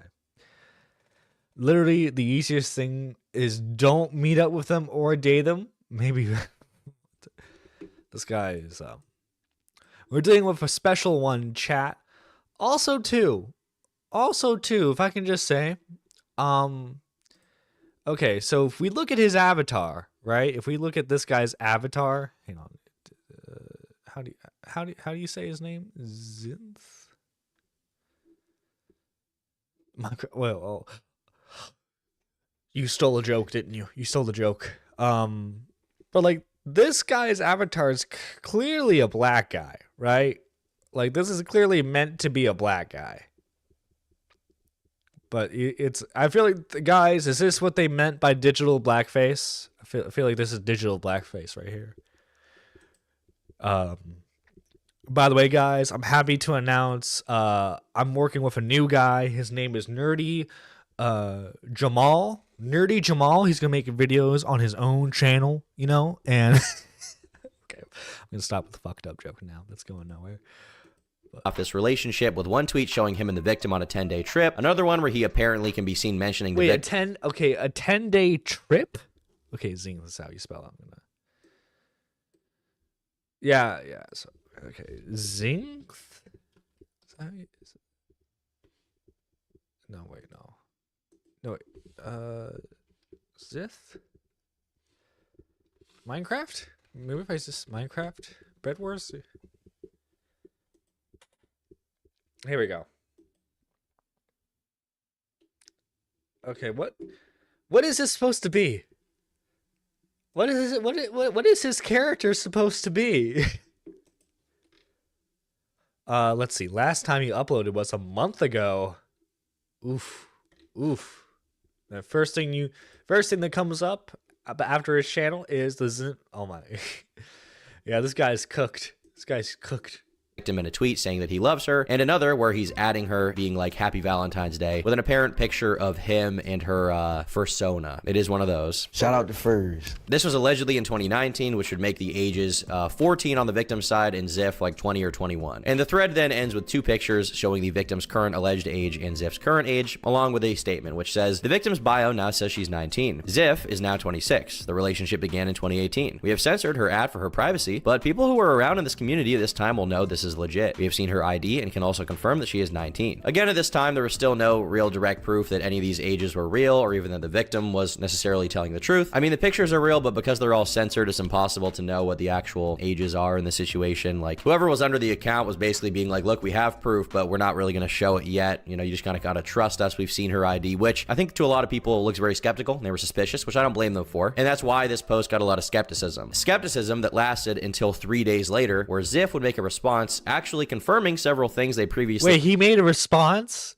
He made a response video? Oh no. They had no evidence for, as well as making some pretty interesting statements that kind of complicate this whole thing even more. This video is sponsored by Gamer Subs, the best energy drink that motherfuckers. I think this one, it does drinks and to get about we long and talks about a lot of irrelevant things, so we'll try to kind of cover the stuff that matters here and that's relevant. He starts the document saying that the statement had a lot of incorrect information, but that he has the full story. He then talks about the first time meeting her when they talked in 2017 online, when she started out as a fan that made thumbnails for his channel. He also says in messages talking about thumbnails or art projects that she was working on during that time, she mentioned that her birthday had just happened in April and that she was 16 years old. I was 18 years old at that time. Keep that in mind for later. Now, Ziff recounts that in May of 2018, after recording a video, she asked him out, believing that she was 17 while he was 19, and given their shared interests and positive interactions, he agreed. In June of 2018, he then attended VidCon in California, where she and her family, who were also attending, invited him to dinner and subsequently on a road trip to see the redwood trees.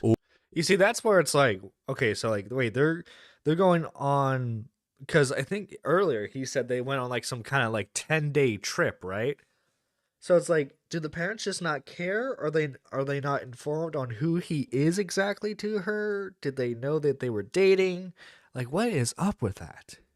Ooh, the redwood trees from California. Burn it to the ground! The trip included her parents, her older sister, her older cousin, and of course, Ziff. He notes that she appeared close in age to her sister and her cousin, at least according to him, and none of the family contradicted her claims about her age during their time together. He says that he felt very welcomed by the family and had no reason to suspect any dishonesty. He even recalls sleeping on the living room couch while others had separate rooms, and he described the trip as enjoyable, with activities like hiking, gaming, and group discussions, whatever the f that means. After the trip, Ziff states they continued collaborating on YouTube videos, gaming, and calling regularly. Her parents often apparently join these calls, sharing stories and encouraging their communication. I don't know if the parents have Discord accounts. I don't really know, but you know, anything's possible. And Ziff maintains that he was unaware of this deception at the time, right? He's kind of maintaining that he didn't know her true age. And this is kind of where it starts to get really weird. Throughout the time I had known her, there were times where she would be offline for a few days or even a week, and she often gave reasons and excuses for her absence afterwards. She would say she was traveling for a vacation, or there was a power outage or hardware or computer failure, with zero contact on any platform during or ahead of time, which confused me. There were also more stories about her getting emotionally upset more and more often as time went on. Usually intertwined into this story was a random out of context comment about her age with no clarification or explanation as to what she meant or how it was connected to her story when I would ask her what it meant. Many months later, I found out that a lot of these reasons she would disappear were due to arguments with her parents about the lie she created about her age and a few various hospitalizations around emotional instability and her lying to others consistently and her attempting to self-harm and potentially wanting to end her own life upon reflection of what she had been doing or lying about. There was one instance where she had thrown her keyboard and knocked her monitor onto the floor, causing it to break, so she couldn't be online for a while until it was paid for and replaced. But I didn't know any of this at the time. So the claim is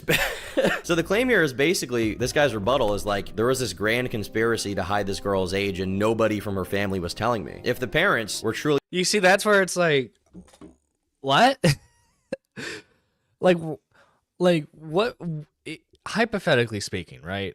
If the parents were in on the lie,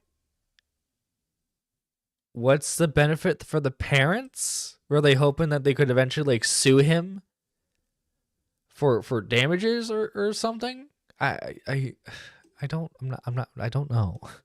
in some sort of conspiracy to hide their daughter's age. I mean, that's a crazy claim he's making, but obviously, you know, from what he says, they didn't seem happy about it, judging from the arguments that Ziff says they had, but he says they still let it happen, basically. Like, if they had an issue with it, what's with all these wholesome family trips that Ziff would be attending with her extended family? Why invite him to all this shit? It's very strange, it's very weird, and speaking of strange and weird, we're gonna keep reading. I also found out later that she had created private accounts and places that she would draw not safe for work art of her and my characters in provocative and explicit positions, and had been doing so randomly over the course of several months. When I found out, I asked her to stop posting and creating that art as it makes me uncomfortable, and was done so without my permission or knowledge. She slowly reduced how often she posted that content, but did not fully stop after I asked. Just a reminder, this is, at least from what he's saying, this is allegedly still when he thought she was 17 and he was 19, so this part isn't, I guess, it's just weird, man. What is going on? What the f is going on? I've yet to see an allegation quite like this in my life. On multiple occasions during this trip, I would be woken up by her trying to lie with me while I was sleeping. On multiple occasions, she asked me or attempted to have sex with me, to which I replied, no. He stopped gooning. My entire life. A 19-year-old, said no to having sex. I've been surrounded by a Christian family and never wanted to be involved or take part in sex before marriage. This has always been my viewpoint, and this was my first relationship in my entire life. So being able to stand on my beliefs and saying no in that situation is very important to me and my foundation and morals as a person. And I had talked to her parents about my beliefs during past trips. After I had said no, I talked to her parents about Guys, I'm a Christian. I would never have sex. It during this trip as it made me uncomfortable. So to be accused of this after that, you see, officer, I couldn't have raped her. I'm a Christian. Maybe they were more worried about their daughter. Maybe she convinced them that they didn't go along. She'd jump. You knew a girl like that? Maybe. I don't know. This feels a little far stretched for an entire family to go along with a conspiracy like this, right? Like, if your daughter's threatening to self-harm if you don't let her date a 19-year-old YouTuber, I feel like that's when you send her to the loony bin for a bit, you know? Let them straighten that out. Being my stance on the entire interaction is unfair and extremely hurtful. So what this guy is saying, keep in mind, just follow me here, rock with me here, okay? I'm like playing the bass in a really good way, but it's like a Minecraft allegation video and I'm just reading something someone else said, but just rock with me here, okay? What he's saying is that she asked him to have sex. He said no. He told her parents, and her parents actually knew that she was actually 13 and he was 20 or 21, and they didn't say anything? What the f is going on? And the thing is about this, like, he has no proof for this, so I don't know how real that is. There's no reason for me to believe that it's true, but just reading this is like boggling my mind if it is true. But I don't know if it is. There's no reason to think that it is. But according to him, a month after that, they finally had enough. The parents had enough. He says at the beginning of April 2019, I got a phone call from her, being the girl, crying with her parents in the background, telling her to tell him the truth. This story needs to stop right now. So through tears, she said on a phone call that she was turning 14 years old later that month and not 18 years old. And she had said previously that she had been lying about her age online to all her friends, including me, since before I had ever met her. I was in shock that our entire friendship and relationship had been built on a lie that had been supported and fabricated by her entire family for years to keep her emotionally stable and alive. After she said it, she started screaming and crying so loud that at moments the phone speaker would cut out and it was very hard to understand what she was saying afterwards. I was shocked, confused, and concerned about her emotional state. Hours of stories, timelines of events, and what I had been told by everyone around her on separate trips to different places was all a lie. I didn't know what to do at that moment and felt betrayed. To this day, I still have extreme trust issues and paranoia about being lied to with most people, friends, and family because of this entire interaction with her and her family over this time spent interacting with one another. Over the course of the next few months, I didn't know what to do to be able to break up with her without her potentially harming herself. Her interactions were built upon a lie and betrayed my trust on so many levels, but I still cared about her well-being because I have a heart. I intentionally and consistently encouraged her to do things with her new friends at her new school and to choose to focus on art. I encouraged her to be busy with activities outside of interacting with me all the time. So now he's saying that instead of breaking up with the 13-year-old when they revealed that they had been lying to him and the family had been lying in some grand conspiracy according to him, he didn't stay with her for a few days. Stay with her, she's 13, whatever. He didn't keep dating this girl for a few days, but instead months, out of fear that she would end herself. The parents are just cool with it. The parents are just fine with it, apparently. So I'm gonna just say I think the guy's lying. I don't know. You create this whole grand conspiracy story about how the whole family is lying about the girl's age, presumably so that way you yourself look more innocent, right? But like, also too, you say, "Oh yeah, like I was still dating her. I was still dating her." I'm like, "What? You were still what?" I'm sorry, that reads kind of fake to me. Yeah, this is. I'm sorry, I can't believe. No, exactly. Daughter threatens to harm themselves, and as a parent, your reaction is to go and let her stay with the guy who's 19 or whatever. Yeah, exactly. That a good parent would not act like that whatsoever. Also, apparently, according to him, allegedly being in the background of this phone call is like insane too. Like, imagine you're the dad that withheld this information, and you're talking to your daughter in a disappointed tone, like she just stole money from the cookie jar or something. But once again, the problem with this is that there aren't any text messages, there aren't any photos, there aren't any videos, etc. of any of this happening. Like, so, does he not have any Discord messages? Does he not have a phone call? Like, I mean, not phone call, like phone messages, anything? Like, this is why I don't believe you did. You see, I can believe the part where she lied about her age initially to talk to him. It's when you're like, oh yeah, the whole family believed in this conspiracy theory. But also too, there are pictures where it's shown that they went on like 10-day trips together. There are photos of them IRL together. So like, what is the story behind this? Like, were the parents lied to? Like, did she think, like, did the parents think that he was like 16, 17? Because like, that's what I'm wondering. It's like, did she lie to them about his age? That he was like 16, 17 or something like that. Because like, no way, like an actual like rational parent would be like, yeah, I'm fine with my barely teenage daughter dating an adult. No way. No fucking way would. I mean, God forbid if I had kids, but like if I had kids, you bet your fucking ass I'm not letting them date grown men when they're still teenagers. He said she had siblings, apparently. It's disgusting. If you aren't prepared to raise your children right, don't have them. What a morning to wake up to, am I right? Yeah.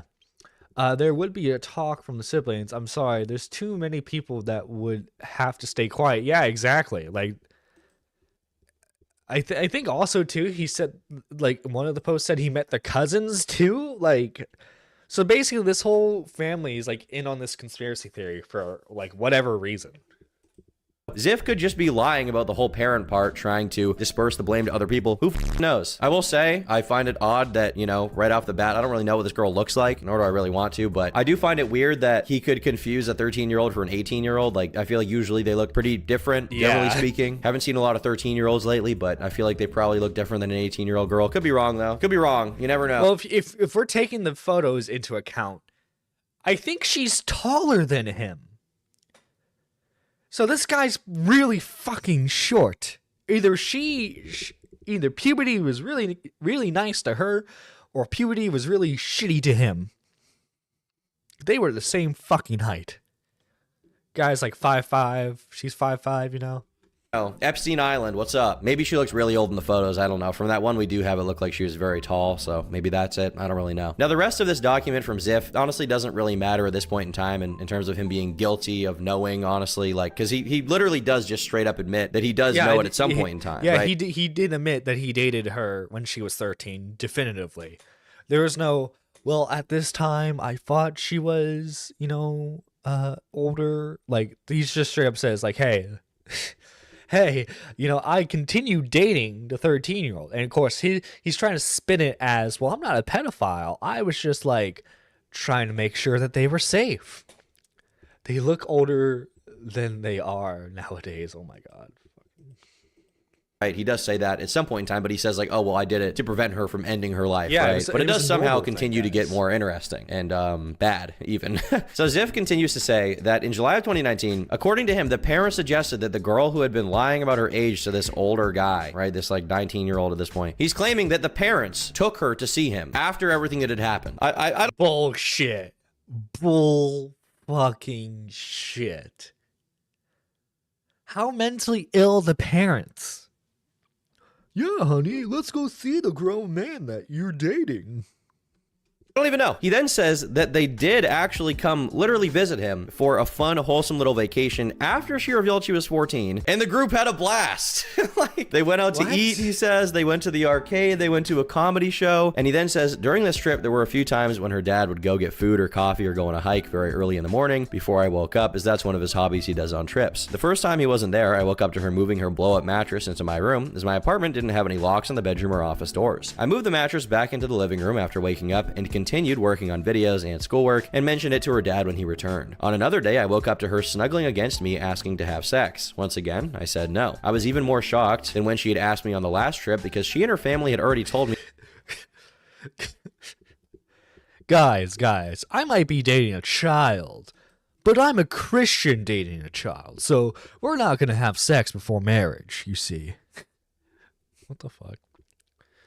No, there's apparently some people excuse as to why they dated a minor, as well as they're mature for their age. No, dude, okay, let me tell you, the best, like, they look mature for their age thing I ever saw was from Red Kiwis, where he was like he was sexting a 12-year-old, and he's like, yeah, they're 12, but I thought they were 14, which is still, in case you guys need a reminder, very much not good. I know that there are bad parents, but this is just too unbelievable. Yeah, he's like, yeah, the dad took a hiking trip and his daughter came into my bedroom, What the fuck? Me about her lying about her age at this point. Okay, so there's no proof of this story, okay, happening so far as I can tell from this document. There's no proof of this story. So here's the situation we're in, okay? This guy, in his own words, he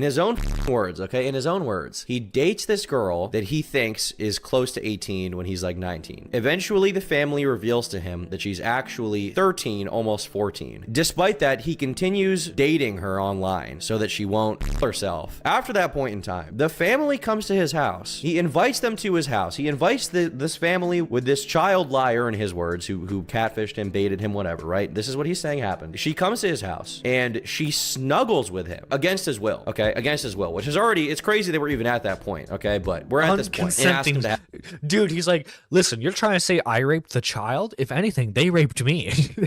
That's what he's saying right now. He's like, guys, I'm the victim. I'm the victim, guys. I know that there are some bad parents, but just so unbelievable. It's still not good, lol. Yeah, this is fucking mental. Have sex. And instead of him being like, get the fuck out, this family needs to leave, this girl should not be around me, he's like, what are you doing, man? You can't do that. I'll tell your dad. I mean, based on this, he wasn't like, you guys gotta leave right now. He was just like, no, I'm not doing it. Anyway, wanna have like cereal or something? Maybe play some COD? I honestly don't know why he thought that saying this would help him or something. I mean, it's like, I mean, this is very useful to confirm a few of the victim's statements, but like, are you like, do you have rocks in your head? Like, I don't know. This story seems far-fetched, okay? It's possible, but this story seems far-fetched, very far-fetched. Now, the rest of the document is basically him being like, he couldn't break up with her, he didn't know how to break up with the child. He's saying that she basically like alluded to game ending herself before, so because he hadn't been in a relationship, this was his first relationship, he didn't really know how to handle this, according to him. I don't think it needs to be said why this is retarded. Like, you're 20, she's 14, break up with her, call her parents. Guys, he's the real victim, okay? The child, the grown, the not grown child made him a victim, guys. Come on. Hashtag adult lives matter. Guys, he's just a poor, innocent Christian Minecraft YouTuber. Everyone's taking advantage of him. This is a poor, innocent man that you guys are trying to persecute right now. Poor, innocent man. Still not good, lol. Okay, let's say for a moment that this is real. Let's say he did stay with her because he was worried for her. You did not have to give them his address. You did not have to let them come into your home. Oh, I'm sorry, I don't have anyone over right now. I'm actually really busy. and can't spend adequate time with you. Yeah. Well, no, you see, cool anime girls, if he had said that, she would have offed herself. And tell them to In go Minecraft. handle it. Or maybe not these parents, according to you, but you know, you get the idea. Like, you should not be in this position. You should not be in this position right now. But according to him, finally, 6 months after she had revealed her true age, he says that he broke up with her while she was in the car with her mom. I called her while she was in the car with her mom. I let her know that we needed to break up because of age differences, different life experiences, different goals for the future, and growing apart from one another, as it was healthier for both of us in the long term to have a relationship built on truth and trust instead of lies. Yeah, dude. I mean, I agree, frankly. I think you guys definitely needed to break up because of different goals for the future. Had nothing to do with the fact that she was in the 8th grade.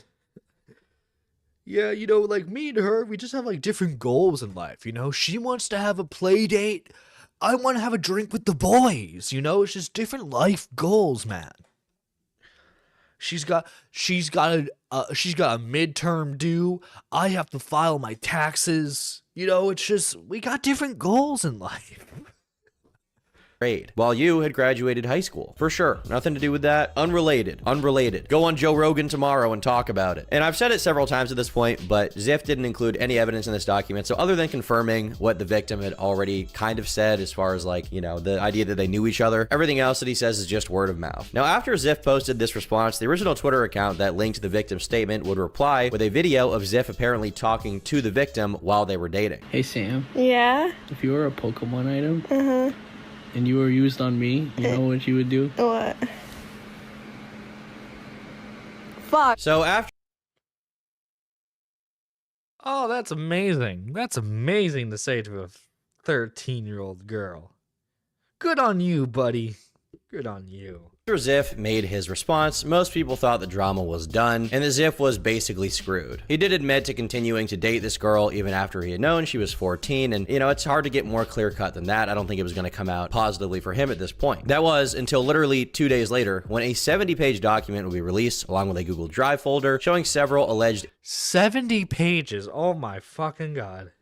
Inconsistencies and contradictions in Ziff's story, as well as more videos and photos that had not previously been seen. Now, if you thought what he admitted to before was bad, it turns out that, you know, in this document, there's a lot more. All this information has been collected by a previous mod for Ziff's Discord server, so to start, there is a lot of Discord screenshots of the victim, and some of them actually include the victim lying about her age. But contrary to what Ziff says, she wasn't lying that she was 16, she was lying that she was 15. They might not... That's not better. Oh no, that's worse. That's worse, man. Oh no. Oh no. She has to go to class daily. I have to do stuff at my job, different priorities. Yeah. Oh fucking god. Not seem like a huge deal given the obviously large age gap, but in some states, 15 and 16 is the difference between legal and jail time. The fact that Ziff would even lie about that has led a lot of people to believe he was trying to make himself look more charitable in the public eye. And the document also aims to confirm that the victim was born on April 24th, 2005, confirming the real age she actually was with a photo of a driver's license, which, you know, I'm assuming is hers. It could be someone else's, but I'm assuming it's hers. Just a little bit of a side note here, but I'm pretty sure the victim was or is a furry, judging from the furry head in the driver's license photo in the OC furry drawing from... Oh god. Maybe they deserved it. Maybe they deserved it then. Sorry, that's fucked up. My bad. Ziff's previous tweet, which seems to line up. And screenshots are also shown confirming that this victim did indeed start dating Ziff in May of 2018, at which point the girl would have been 16 in the lie and 13 in reality. But according to Ziff, she said she was 17 at the time, which again, I mean, this one little thing you may not see as the biggest deal off the bat, but every little lie can kind of add up and be very weird to look at, you know, in totality with everything else. Probably the biggest thing here, though, is as it turns out, Ziff had allegedly lied about when he knew her real age in the statement. Moreover, he seemed much more okay with it in DMs and straight up admitted to a lot of weird things. These screenshots provide a lot of confirmations. The victim was 12 years old when she and Ziff developed feelings for each other and was 13 when they started dating. They began dating on May 4th, 2018. This is gross. Confirmed via messages in the general log from 2018, which shows them wishing each other a happy 2-month anniversary on July 4th. America Day, woo! Ziff was aware of the fact that she was 13 and yet decided to continue engaging in a romantic relationship with her despite knowing her true age. Victim, I've been lying about my age for 2 years. I'm 13. And he just says, yeah. And then on the same day... Wait, he's just like, yeah? Hang on. Victim, I've been lying about my age for 2 years. I'm 13. Oh. And he just says, yeah. And then on the same day, she's just concerned that the age difference would too much, but I said from the beginning that I'll wait for her. Excuse-moi. Excuse me? Ziff says she was just concerned that the age difference would be too much. But I said from the beginning that I'll wait for her. So he's directly acknowledging the age here. And this guy says, oh, so you're like broken up? Ziff says, nope. And this guy's just like, I'm about to head out. I'm about to head out. And you guys need anything at the store? So at least according to this, he had known about her age not for 6 months, as he said in his statement, but for over a year. There's even a video of Ziff and the victim that can be seen on the couch together, which according to this document is dated way after he admitted he knew her real age. Now, probably the biggest question that's still kind of left up in the air is if the assault allegations were true. Remember, the victim had said that they had been assaulted, contrary to what Ziff said of him always saying no and always denying it and never doing anything with her because he was like a Christian guy. In the document, there is a screenshot of someone saying that one of the victim's cousins reached out to them about Ziff engaging in oral sex with the victim. There's also another person saying they had gotten into contact with the cousin, that the parents knew, and that the victim's cousin is trying to get the police involved. But other than that, there's no definitive proof of anything as far as that in real life taking place. This It's is not sad and gross. What the fuck, man? What the fuck? This is disgusting. God, fucking hell, man. Fucking hell. Scarlet Reaper would love this guy. He just got reverse groomed. Oh my god, that's so fucking true. He got reverse groomed. How dare we make fun of him and not believe him? Yeah, exactly. Reverse grooming is such a problem. She has to go to class. Oh wait, I already read that one. Yeah. Come back, Scar. These reverse grooming victims need you. Okay, but she was a female brony. I forgot the name for them and refused to care, lol. Lol, yeah, well, bronies kind of deserve it. Not, super far-fetched to believe it could happen, but I just haven't seen it directly or, seen a police report or something, I guess. There are, however, several screenshots of what seems like Ziff trying to cover up anyone talking about this, and it makes me think that he was a more malicious actor in the situation than the statement led on, especially after those DMs where he seems very unbothered by the victim revealing her real age to him. That's pretty much it for the document. Obviously, I did leave out some things because it's very, very long, but if you guys want to see the full thing, I'll leave it down in the description for you to check out if you want to read through it and give it your own, take and thoughts, basically. Now, Minecraft YouTubers being some kind of creep, some kind of degen thing is a very oversaturated thing at this point. It's basically just a meme like, gee, every Minecraft YouTuber is a groomer. It's kind of an overplayed thing. But guys, in order to improve ourselves in the present day, we must reflect on the past. Those that do not remember history are doomed to repeat it. So this is a message to all tubers, all Minecraft tubers, or tubers in general. Okay, if you're tubing, let it be known. Don't tube into the child. Don't tube into the child. Fucking crazy statement, Jesus. Words to live by, I guess. Words to fucking live by. You heard that first here, Chad. Don't tube into the child. Please don't. Please don't. Don't do that, Chad. When you're hopping on the tube, the slip and slide type thing, right? Take the path on the fork in the road, the Robert Frost fork in the road. Take the path that leads you to the adult, not the child. She can become exhaustingly annoying. I'd rather be annoying than a groomer, I guess, right? Fucking Christ, man. Looking from that looking from the crook, someone filmed them on the couch. I wondered what they were thinking or were told. Yeah, this is fucking weird. So they met IRL. Multiple people, it seemed, knew about their relationship, which is child. The child path will be bad for you. Big shocker, it will be. So let it be known. Do not take the child path. Do not dabble in children. Do not take the child path. Fucking Christ. Christ in half. Do not dabble.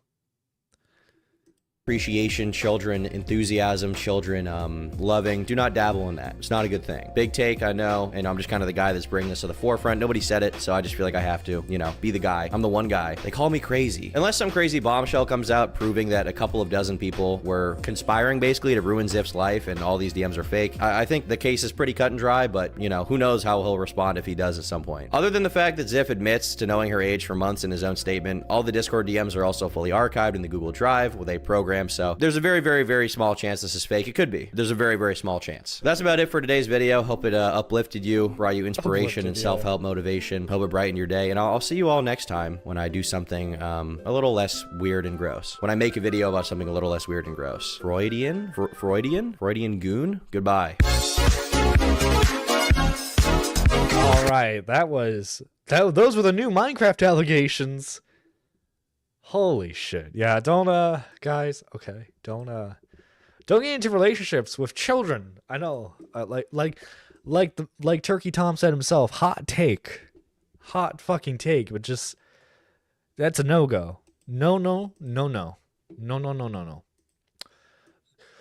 So, chat, time to get into one of the main topics. Now, if you guys remember, one of the hot dramas of 2024 was the Completionist drama. And the guy hasn't uploaded in 5 months. Since 5 months. And, like, it is so hard to believe that this drama is already a year old. And he kept chugging, trying to keep the channel afloat. And eventually, it fucking died. Well, okay, listen. I know Muda, okay? I know with recent stuff involving Mr. Nux Taku, some of you guys aren't the biggest Mudahar fans out there. But Muda was one of the headliners of the Completionist story. And he's gotten us a little update. The Completionist is somehow in more trouble. So I'm very interested to see what's going on here, chat. So, take a moment, all right? And guys, you know, if you're just joining us, make sure you grab a beverage of your choice. Hit that like button. If you're brand new to the channel, make sure you hit that make sure you hit that subscribe button. Ring the bell for all notifications. And let's delve into it, shall we? Let's delve into it. Tove, engaged in immigration fraud, which is a pretty massive thing to read. A very serious PBD West Convenience Cup, the golf tournament. Okay, that's weird jump, okay. Tove, engaged in immigration fraud, which is a pretty massive thing to read. A very serious allegation, and one that I'm not making. In fact, it's a lawyer that Gerard's company Tove actually went up against. And it's a pretty serious doozy. So ladies and gentlemen, strap in for a pretty lengthy video because we're taking a look at one of the biggest stories of last year. So about 1 year ago, I made a video alongside a co-investigator known as Carl Jobst. You might have heard of him in the speedrunning community. And we covered a story regarding an individual known as the Completionist. Now, this was a pretty popular YouTuber, a beloved YouTuber, somebody who absolutely completed the hell out. The Completionist was one of my childhood YouTubers, man. I was watching him, JonTron, Pro Jared, Peanut Butter Gamer. Like those were the gaming YouTubers I watched, and Angry Joe. I watched him too. But yeah, I really liked their content back then, and it sucks to see the path some of them have gone down. Obviously, JonTron, you know, he's still making really solid content, better content, in fact, than what he was making before. But the Completionist, man, come on, why'd you have to do this? Why'd you have to do this, man? And no, by the way, it wasn't like a case of like, oh yeah, I hope this guy fucking fails, right? No one wants to see the guy who's like trying to have like an Alzheimer's charity fail. Because I didn't want it to fail. But the guy's committing charity fraud. A lot of video games. And if my contemporary Carl would agree, he would absolutely beat him at a speedrun contest of ending one's career. So ladies and gentlemen, what happened about a year ago? Well, for anybody who is following, we decided to look through the public information regarding the Open Hand Foundation. And it turns out the Open Hand Foundation, which was a charity organization brought by the Khalil family, Gerard, and everyone associated with them. And basically, it turns out there wasn't really any money being donated. In fact, if anything, it was all being stockpiled. Now, of course, the real controversy for this really came out from the fact that they basically hosted multiple events, Indieland, and a few other tournaments. But in particular, one of the actual events, Indieland, they had made some statements which didn't exactly correlate with their actions. There were real production costs when it comes to running this event. We paid for flights, hotels, appearance fees, supplies, food and catering, costs of goods for merchandise, etc. All of that totaled just under $12,000. This is still an outstanding invoice, as not everything has been received or paid yet. Income from Twitch subscriptions and bits, along with merchandise, have offset some of the production costs. You can do bits, you can do subs, you can actually donate money. If you are more like, I want a material thing, you can do a shirt, you can do a coin, it all goes to charity, it's all great. Bits. It all goes to charity, chat. In reality, this is the same thing with Creator Clash 2. None of the money that Creator Clash made went to an actual charity. Instead, it went to basically their personal party. Actually, I also got him recommended a while back. Same time flying by, yeah. Oh, I saw this one. To be honest, I don't know what's happening with the Peanut Butter Gamer nowadays. I mean, he's doing decent. He's doing a variety of content now. But anyway, back to the subject at hand. Dude, come on, brother. Why are you doing this? Subs, YouTube memberships, or YouTube super chats, anything that supports us is going to the foundation at the very end. As a reminder, all bits and subs, including Amazon Primes, go towards the charity as well. So it's all a pass through, all going for a good cause. Gift subs, memberships on YouTube, super chats, all that goes to the charity as well. And hey, if you want to get a t-shirt, all of the proceeds from the shirt also go to charity. Your primes, your gift subs, your bits, donations all go to charity. We don't take any of it. Your gift subs, your bits, donations all go to charity. We don't take any of it. We don't take any of it, chat. We don't take any of it. Oh boy, was he lying then? He was lying then, I tell you, chat. He was a lying dog, he was. Gift subs, your bits, donations all go to charity. We don't take any of it. And it became a massive, massive controversy, enough to get the attention we all promise. over big publications like IGN. And for a brief period in time, it absolutely was a pretty scary situation for at least me, because I'll be real, there was a 24-hour period where Gerard had actually issued a response to me and Carl. And he had provided a few pieces of evidence, evidence that I actually think mattered very little. There was a piece of his mother's information, her medical information, that was provided for no real reason. Yeah, that was weird. Like no, like he was trying to prove that his mom had Alzheimer's, which was never. No one ever doubted that his mom actually had Alzheimer's, or at least anyone who mattered did, right?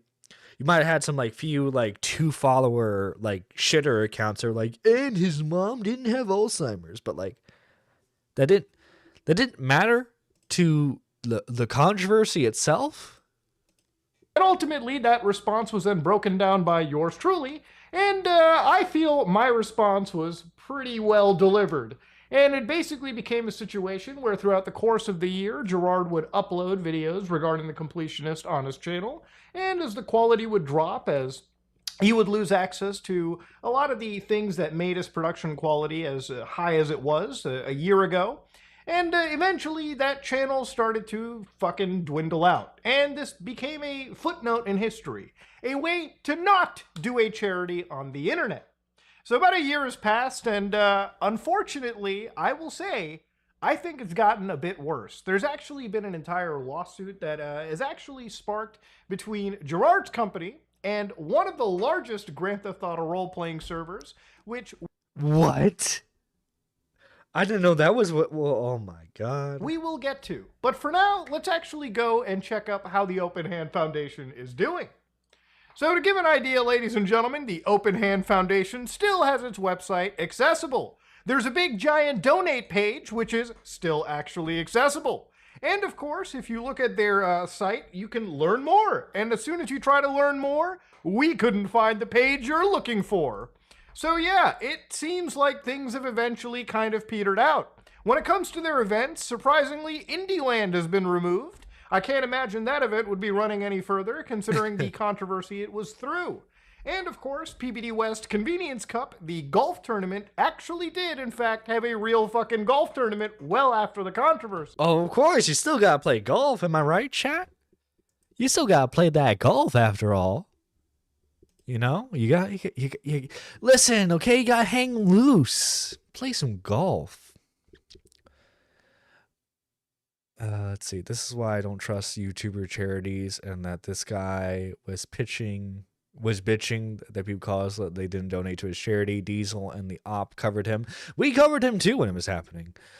He was mad over YouTubers that weren't doing anything. My great grandma on my mom's side had Alzheimer's. Do not use your family struggles to scam people. Also, I wonder what Jamie Lee Curtis is thinking too, or if she knows, because she donated a huge sum too. Yeah, that was the thing with, like, it wasn't just like it wasn't a standard YouTuber like charity thing. Like, he had like actual big names back his charity. He had universities donate large, he was partnered with universities too. Like, this was supposed to be a very big fucking deal. And he fucking screwed everyone over who tried supporting him. He threw his friends under the bus when his friends were trying to defend him. But by the way, his friends probably should have seen the writing on the wall. But like, I guarantee you they probably fucked a lot of their careers when they tried to stick his neck out for him. But we'll look at that in a second. Now, the reason why we waited about a year for this video, at least for me, was I wanted to wait for actual information to come out regarding their charity and updated financials. So, of course, ladies and gentlemen, if you look at the actual website at the very bottom by the copyright date, which is still stuck in 2022, they have a EIN tax ID number. Now, you can grab this tax ID number, right-click, copy it, and go to the apps.irs.gov/app/EOS. And over here, you can basically throw in that EIN number, paste it in there, and hit the giant search button. And that, ladies and gentlemen, is how you can view any charity's public tax information and records. So you with me so far? Well, if you actually have gone over here, ladies and gentlemen, they have in fact not gotten a tax year 2023 form for us to view. And for anybody who's been following, the deadline has seemed to pretty much pass. So while you might be wondering, well, Muda, since you don't have any updated information, why are you even talking about the actual charity? Well, for anybody that remembers, after the actual pressure me and Carl about a year ago put onto the Open Hand Foundation, they actually did decide to donate some of that money that was stockpiled. And in their accounts at the time was Like they should have $600 and I done. believe $55,000 US, of which $600,000 was donated shortly after me and Carl had actually published our pieces regarding this charity. AFTD is pleased to announce we've received a gift of $600,000 from the Open Hand Foundation. I feel like there was a lot of people at the time saying, well, it was really Muda and Carl that helped distribute this money, and I actually disagree with that entirely.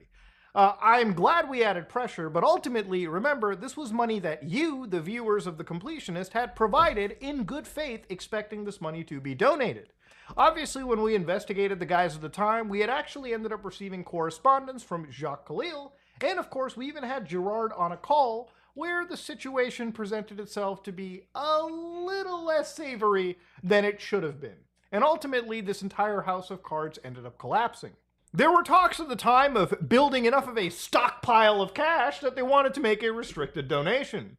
Yeah, it was like their argument for it was, well, we actually want to do like, you see, we don't want to make a small impact. We want to make a big impact. And so we're going to do a massive donation.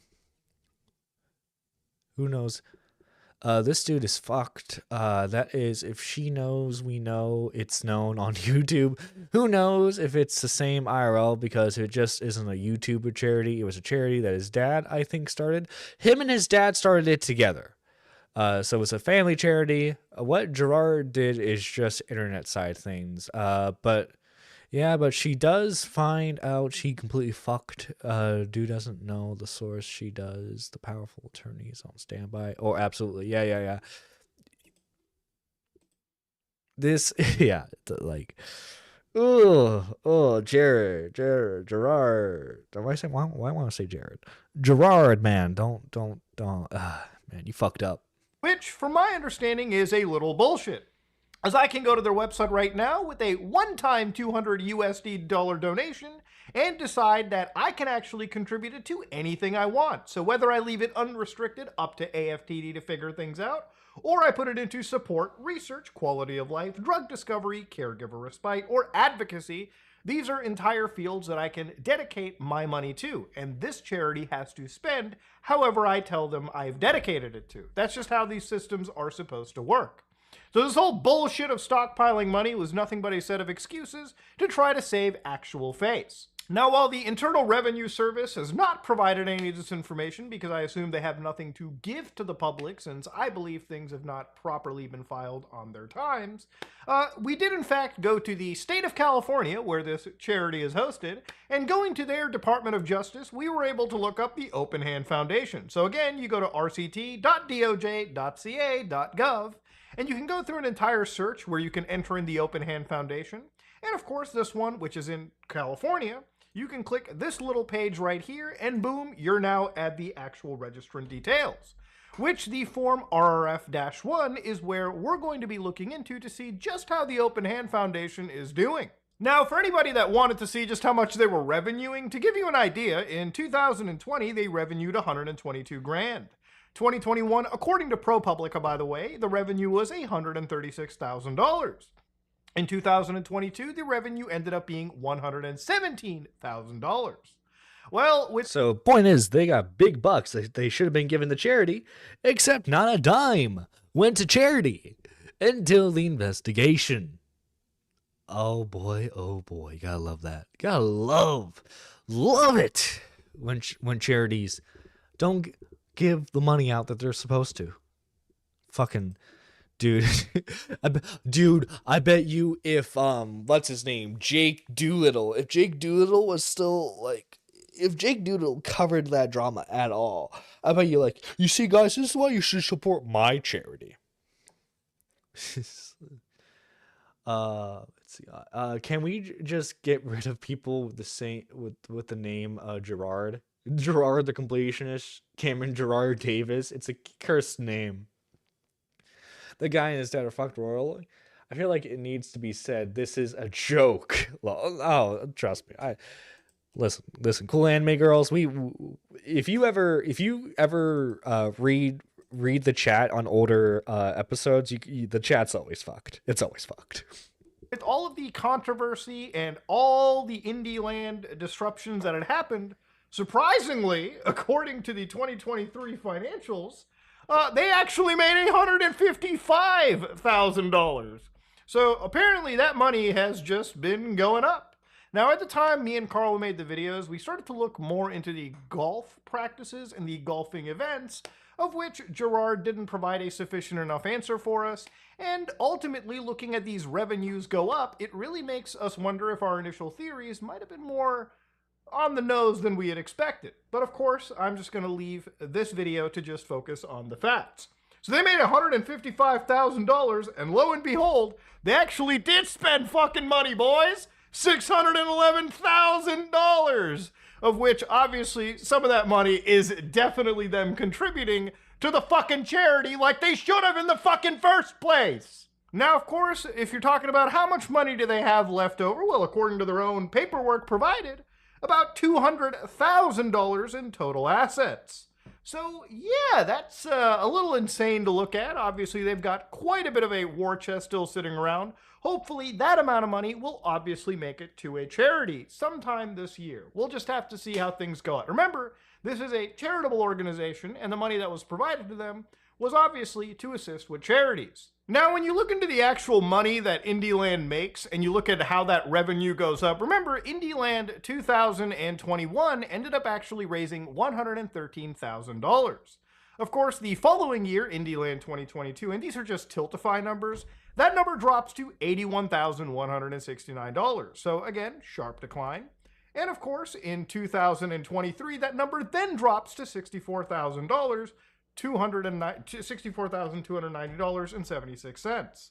So it's kind of making me wonder, just off the top of my head, with declining revenues in IndieLand, and of course, IndieLand 2023 was not the most successful one, how the fuck are revenues just going up for the company, but the primary event, IndieLand, is just going all the way down? Look, that is rather suspicious, chat, don't you think?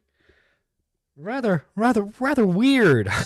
I hope there's no more fraud going on. I'm just saying, the correlations don't necessarily make all that much sense. Now, for context's sake, this isn't all the money provided. This is actually a real IRS sheet of the Skizizi Foundation. For anybody that has no idea what this is Jamie Lee Curtis's actual charity, to which if you actually go down and see what they provided money to, one of those actual donors is the Open Hand Foundation, to which they gave $40,000 to. So obviously money is provided here and there, but one of the big events that they had was the golf tournament. Now, if you go to the PBD West Convenience Cup, in this page right here provided by golfgenius.com, again, I show the URL so anybody can access these in the video, you can see that they are offering those sponsor and player packages. You want that legacy recognition for these scumbags? 10 grand. Diamond recognition? Yeah, guys, give us 10 grand. It's totally going to go to Alzheimer's research. Please, give us all your money. Give us money. Give us money, chat. Oh my fucking God, man. And like looking back on it now, retrospectively, it's like, what a fucking scumbag, right? To act like you're giving money every year when in reality you're fucking hoarding the money like a goddamn dragon. I don't think anyone would feel bad for him. I had to look up her net worth. Lol. I know she's dead, but I feel bad for his mom. I don't know her, but I can imagine she would probably hate what they did. Oh yeah, for sure. She's probably fucking spinning in her grave right now. Like fucking Christ, man. I like to believe that the charity was like, I want to believe so badly that the charity was for good intentions at first. Maybe something fucking happened down the line and like, I don't know, maybe his dad convinced him of to do some bad shit. I don't know. But like this is not it, Chief. He fucked up royally. He fucked up badly. Recognition, 8 grand. Platinum, 7,500. Gold, 6,500. Silver, 3,000. Twosome pack. The twosome, 1,500. Single player, you want to play with yourself? 750. You want to make a fucking difference? Which is, in my opinion, debatable after all the things that me and Carl researched. That's $300. Now again, for people that cannot operate a charity, obviously I will just die on the grave saying that, they're still actually running it. And again, I don't feel like the lesson is necessarily learned over here. But of course, while they're attempting this charity, one other thing actually ended up happening in this entire situation that kind of shed a little bit more light at some of the operations of Tove, which is the actual company that Gerard actually had his channel underneath. And of course, throughout this, there were plenty of other people that were operating underneath Tove. And of course, the workings of his dipshit brother Jacques is something that we're also going to be analyzing. Oh God, he has a brother too on this? This is a whole fucking family of fraudsters. Analyzing through depositions we'll be reading in a massive legal case that they had against NoPixel, one of the most famous GTA roleplay servers. So about 2 years ago, one of these posts was actually showing up all over Reddit, right? Former NoPixel head dev DW is suing Coil NoPixel for $150,000. DW suing Coil NoPixel for $150,000. Now, I really feel like the actual people that title these things and discuss this should actually look at the fucking thumbnail that is actually printed on the embed for this and just look real closely. See, it's not necessarily DW that is suing Coil. Coil, the company that hosts NoPixel, GTA RP, is getting sued by That One Video Entertainment. Now, if that name seems familiar, that is actually the company that is basically run by Gerard and Jacques Khalil. Okay, so brothers in arms in this situation. Now, why would the Completionist company decide to sue one of the most popular GTA roleplay servers? Now, for anybody that... Which is weird, because, like, Gerard never, like, I think he's made videos on, like, GTA games before, but he's never, like, the channel's never been solely focused on GTA stuff. He's mainly, like, a Nintendo guy.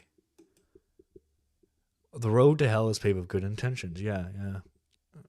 I really thought Jamie Lee Curtis was at least close to $1 billion. that doesn't know the GTA roleplay community, it's quite popular. In fact, it's probably one of the things that outside of just GTA Online, it probably draws in a whole bunch of streaming traffic. If you watch some of your favorite streamers, you've probably seen them play Grand Theft Auto roleplay. And if you've seen them play GTA RP, there's a pretty good chance that you've seen them play on the NoPixel server. It is by far one of the most popular servers on the entire GTA roleplay circuit. So this DW character, while they were working with this, NoPixel server, it turns out that the lawsuit was actually initiated by Gerard's company. Now, why would that happen? Let's look a little closer. So if you go to Court Listener, Tove versus Coil Content Creation, you can see that this first lawsuit was filed April 10, 2023. So, of course, it started from here, and it basically ended up all the way to its finale, and the last actual posting was on the November of 2024, okay? So this is the last actual PDF that you can read over here, and of course, there's more updates, but you have to buy. But why sue them? I know Muda's going to get into that. I'm just, wondering, why sue a GTA RP server? On Pacer. So according to Tove, who basically initiated this lawsuit, Tove is a content creation and business management company that employs various individuals in the video game industry. Specifically, in this instance, Tove hired Daniel Tracy, a talented software developer and streaming personality professionally known as DW, to work as lead developer for Tove, because Mr. Tracy is a foreign national working in the United States, and Tove is a US-based company. Tove also sponsored Mr. Tracy's work visa. So I want you to remember the work visa stuff, because work the visa. actual lawyer that they're fighting up against has some pretty choice words for this. So in about early 2020, NoPixel desired to engage Mr. Tracy in his role as a software developer to make significant changes to the NoPixel server, or as known, the services. So NoPixel contracted with Tove for the services of Mr. Tracy to render the services as an independent contractor for NoPixel, in exchange for NoPixel's agreement to pay 50% of the game revenue to Tove by the way of Mr. Tracy. So again, it's their belief that Tracy was going to get 50% of the game's revenue, and that was hopefully... That's fucking insane. 50%? No way someone would actually agree to that. Going to, I guess, back channel over to Tove? Now, that's a pretty massive situation, and you would imagine, yeah, that's probably why they would sue. But the reality of it is there was never really any actual writing. At no point during the entirety of such agreement did Mr. Tracy or anyone for Tove ever execute anything in writing with anyone for NoPixel. So, of course, why would they? It's only legal contracts that you're trying to sum up, right? Fucking hell, man. Setting forth that the contributions stemming from Mr. Tracy's services were rendered as works made for hire, or were otherwise owned by NoPixel. So literally, NoPixel's like, bro, we never signed anything on a written level. There's literally nothing that says, we owe you 50% of our fucking company's revenue. But this is where this lawsuit started, and for a while... Maybe Gerard wasn't, fully involved with this lawsuit, but, come on, man. You thought that you had a chance to win this in court? Based off what? Word of mouth? Yeah, so, I can't prove it in legal writing, but Elon Musk actually offered me all the profits of Tesla.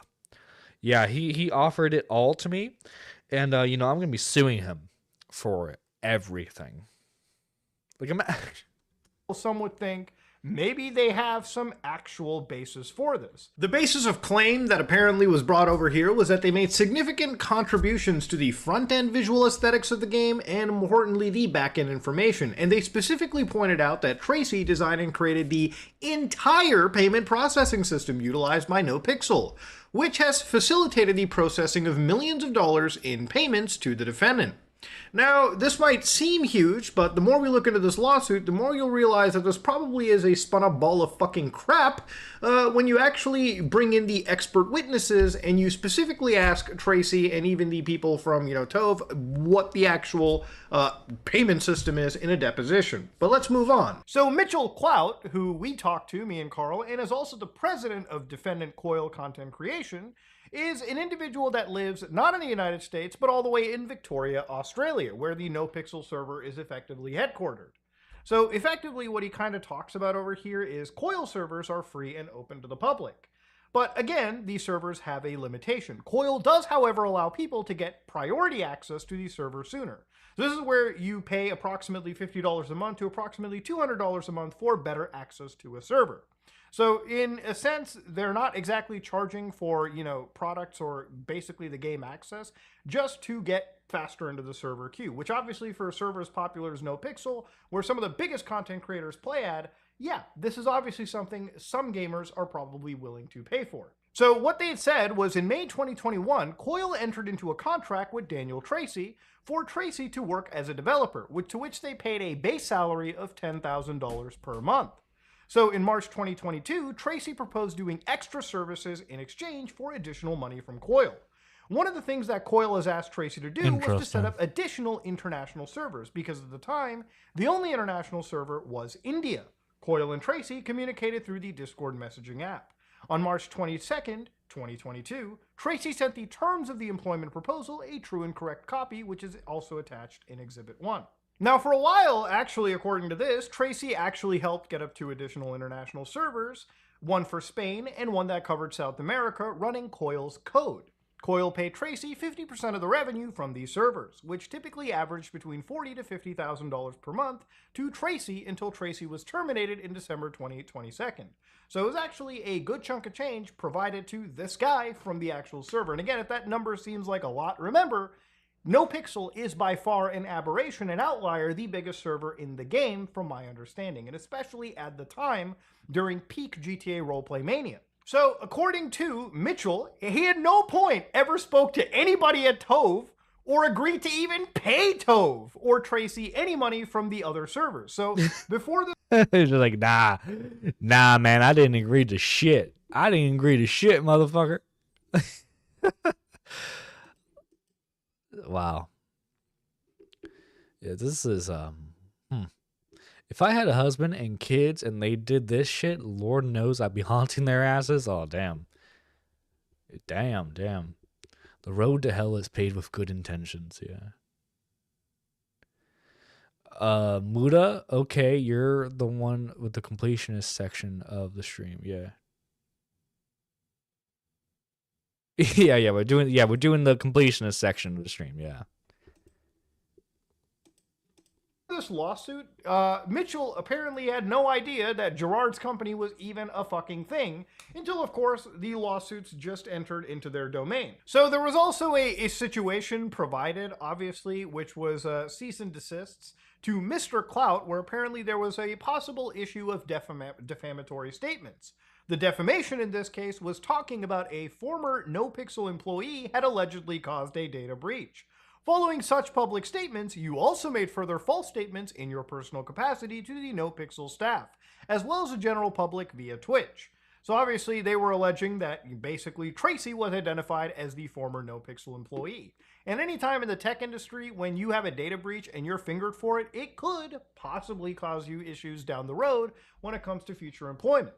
But we're getting a bit too ahead of ourselves in this situation. I wanted to look further into this and see exactly what the fuck Daniel Tracy and what Tove believed was sufficient enough work to cause them to actually clamp down on a company this hard. So when our buddy DW was getting depositioned by the actual lawyers, they were starting to ask them what they actually own the copyright to that they wrote for NoPixel. And this shit is a doozy. So, okay, when you wrote code for NoPixel in 2020, in your opinion, who owned the copyright to the code you wrote for NoPixel? To which, of course, the answer was, the question I wrote for 2020, who owned the copyright? When you wrote the code in 2020 and you submitted it to NoPixel, did you give NoPixel permission to use that code in the NoPixel server? And of course, the answer was not explicitly.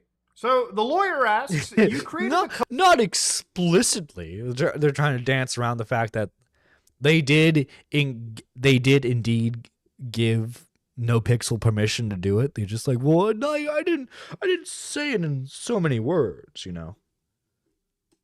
Code that let Tebex and the API talk to each other. Now, or am I? Is that too bad of a generalization? Is that okay? Is that? To which the answer was yes. Did you do that 100% yourself? Yes. And do you think you own that code? No, Tove owns it. Okay, Tove owns it. Did you do that after you signed with Tove? Yes. Does NoPixel have permission to use that code? I wouldn't. They were never explicitly given permission to use it. Now, to give you an idea, the code that they're talking about, because this is a court case, and I'm sure the advantage being taken of an actual judge or somebody that isn't super expert, a big expert in the technical world, this is literally just a front end, a little piece of information that is used to communicate information from a platform known as Tebix, which is a payment platform totally outside the scope of this guy's development, and an API to talk to each other, right? It's literally just a communication, right? That's all that's happening. It's a very tiny bit of code, and the more you go into this lawsuit, the more it is even brought up by even the NoPixel guys that the work that DW did, even if it was from a senior perspective, it wasn't that much more than all the other developers contributing to NoPixel in a similar capacity. This was a very tiny piece of code that they thought that Tove was somehow the owner of, even though when actually providing this code and building an account, which all the receipts are provided by the actual NoPixel guys as him actually giving fucking proper consent, none of this information was actually misused by NoPixel from my understanding. And the work that these guys actually did wasn't a whole heck of a lot. Certainly not enough to be entitled to 50% of, I guess, the revenue from this company.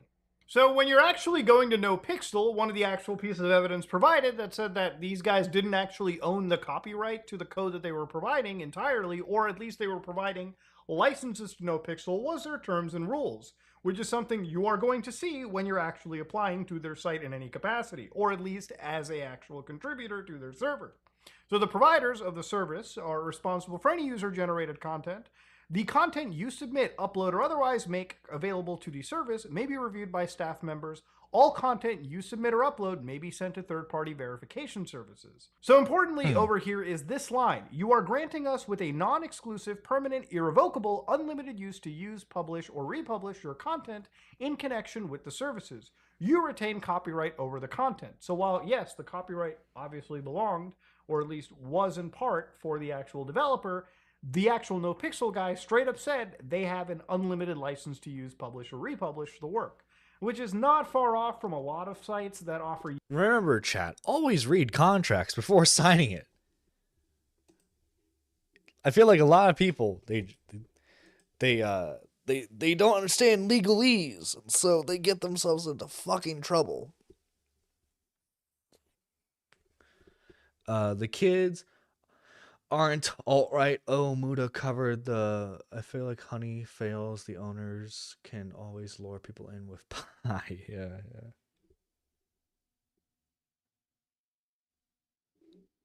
Fucking hell, man. UGC content. And of course, the guys over here actually provided the case examples of DW agreeing to these terms and rules and the privacy policy on April 22nd, 2020. So realistically, you caught the guy dead to fucking rights. And even DW over here agreed to this information. So this whole case means fucking little, okay? These guys knew what they were doing. This is literally just a bullying situation. So in this entire case, Tove provided an expert witness, William Francis, to discuss this situation even closer. So William Francis's deposition comes out like this. So the highlighted piece is really what's most important. One of the questions that was asked was, okay, so when you were coming up with this scenario, were you using the current code or the code as it existed in 2020? Answer, I was 100% using the current code. Okay, do you know if your answer would be different if you used the code as it existed in 2020? I don't know if it would be, but it certainly could be, okay? Why don't you think it's, do you understand that Danny first joined NoPixel in 2020? You understand that, right? Yes. So isn't it going to be important in order to have a scenario using the software as it existed in 2020? Yeah, I think that would probably be more relevant, but I didn't really, well, first of all, I no longer had access to that code at the point, and I really think that in the streaming sort of gaming space, I really think, like it doesn't seem like. Oh my god. Just judging from the transcript alone, I can only imagine how fucking stuttery and nervous this guy was being questioned. And like, do you think this was like an actual like court hearing, or do you think this was like a Zoom call? I like to imagine this was actually an actual court thing, because I don't know, I'm picturing the guy like nervously sweating, like, oh my god, they're gonna find out that I'm fucking lying. They're gonna find out. Like, I can't say whether Danny signed the term of service or not, right?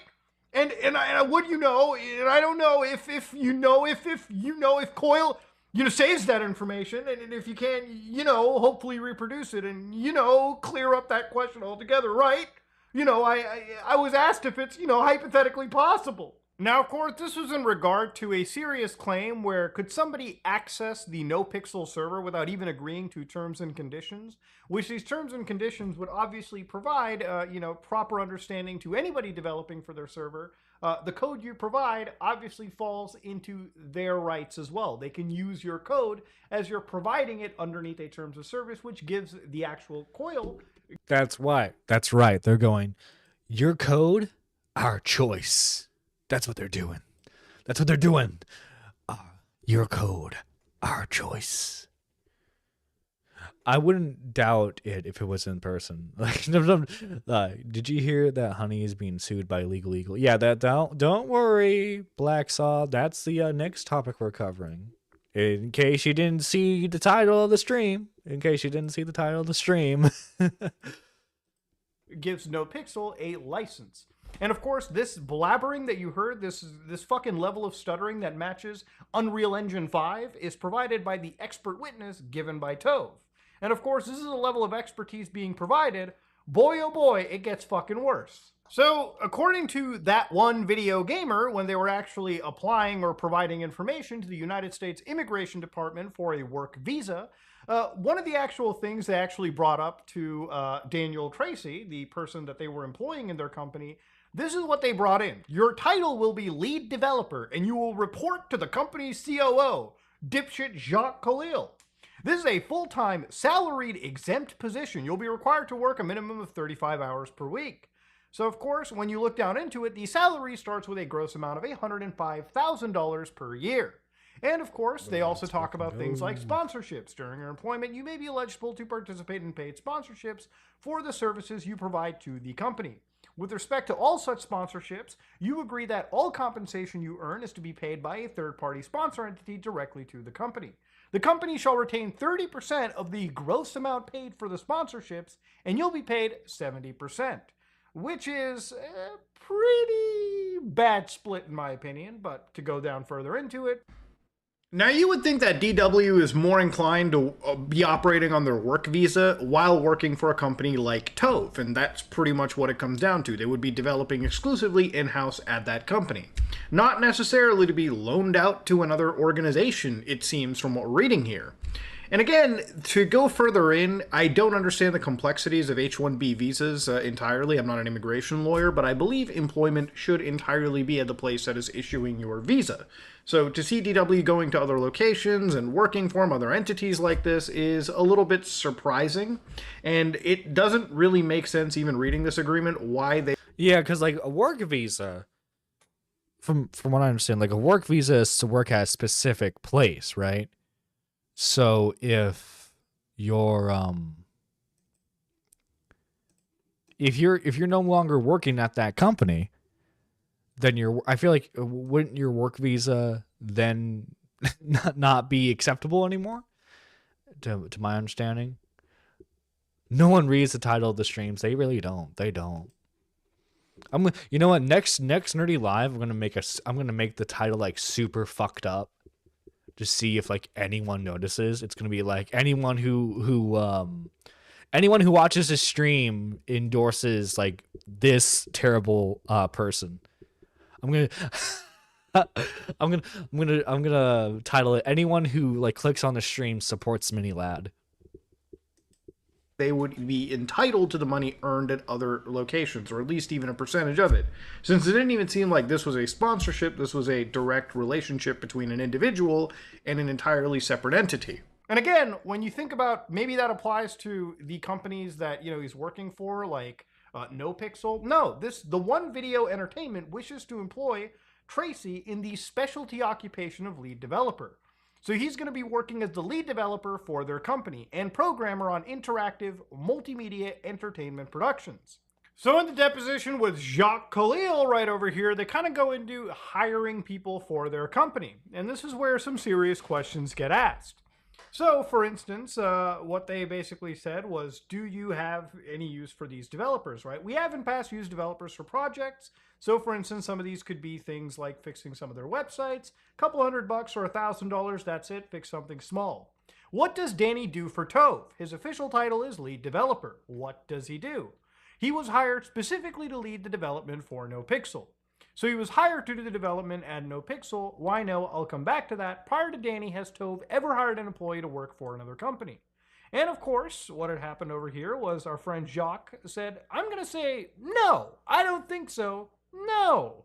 Now, I don't believe that Jacques was entirely being truthful in this situation. Danny was not the only person, from my understanding, that was ever involved, basically working for other companies or loaned out in this process. Now, the woman you're seeing on screen is a pretty famous influencer, Alana Pierce, and she basically was related to the Khalils in terms of visa ownership, and I'm going to let her describe this in her words. This is from one video that was uploaded. I since can't find it, but I've had this in my research archive for over a year at this point, and I felt like this statement was pretty interesting to listen to. Gerard's brother owns my visa and got me my green card. So honestly, so helpful for me. And because of that, people have taken it as though I am an employee of their video entertainment company, which technically I was. So I think I knew Gerard before they took on my visa, but it helped me so much because them taking my visa meant that I was allowed to do more work. Like before that happened, I worked for Rooster Teeth. I wasn't allowed to make money on YouTube or Twitch or any of that.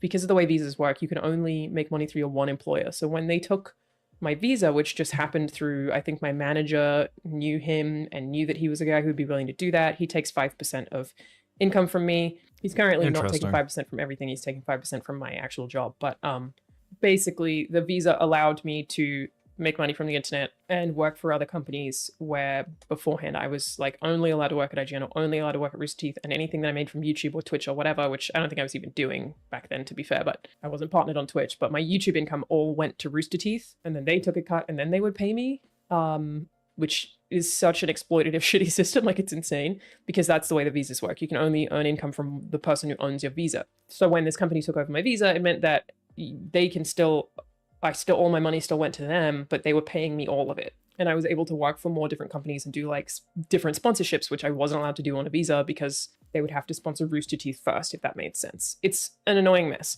And I agree with Elena. All the visa process in the United States is an annoying mess. And the reality is, obviously, the further I look into it, it does become a little bit hazier. Which type of visa was properly applied? I believe it may have been an O visa, an O1 visa, or it could have been an H1B. Honestly, there's different types of employment visas that can be sponsored. It's interesting, though, that, again, she was in this company, Tove, and all the income that she would generate, according to these words, would go into Tove, and she would get the percentage of it with 5% removed, from what I understand from this video, from her primary job, which again, income and all of these things brought in, it is genuinely confusing to know what is allowed and what isn't. I believe the catalyst for Elena even making this video was at the time of the initial, the Completionist videos. I think I remember. I thought that person looked vaguely familiar. I think I might have looked at their video at one point that me and Carl had made. There were some people bringing up, possibilities of visa fraud on Reddit, and I believe Elena responded to it. And honestly, I can understand the frustrations of, being accused of anything like that and wanting to catch up.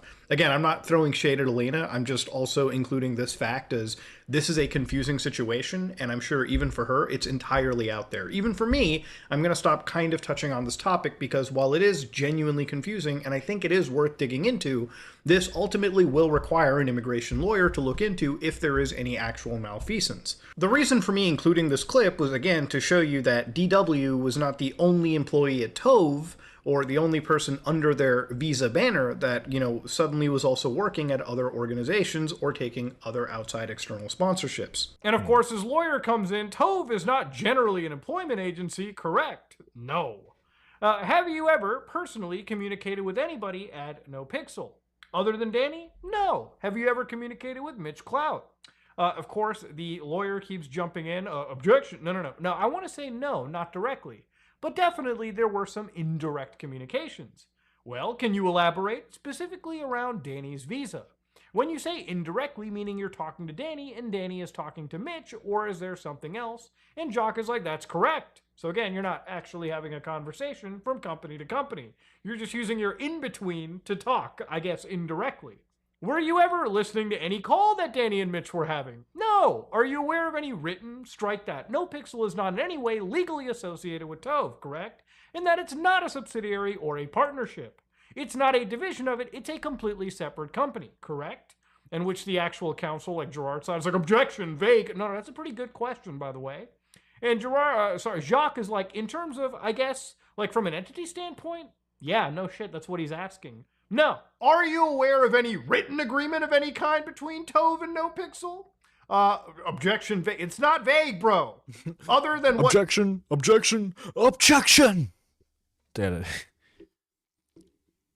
Dude, you know that they got like that one lawyer who like played a lot of Ace Attorney.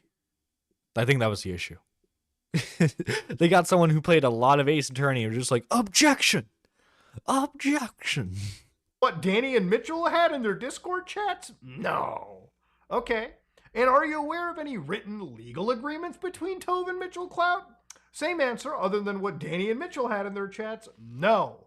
So why the fuck would they initiate a lawsuit asking for money between company to company when they fucking literally admit it? They don't have anything. There's nothing fucking tangible.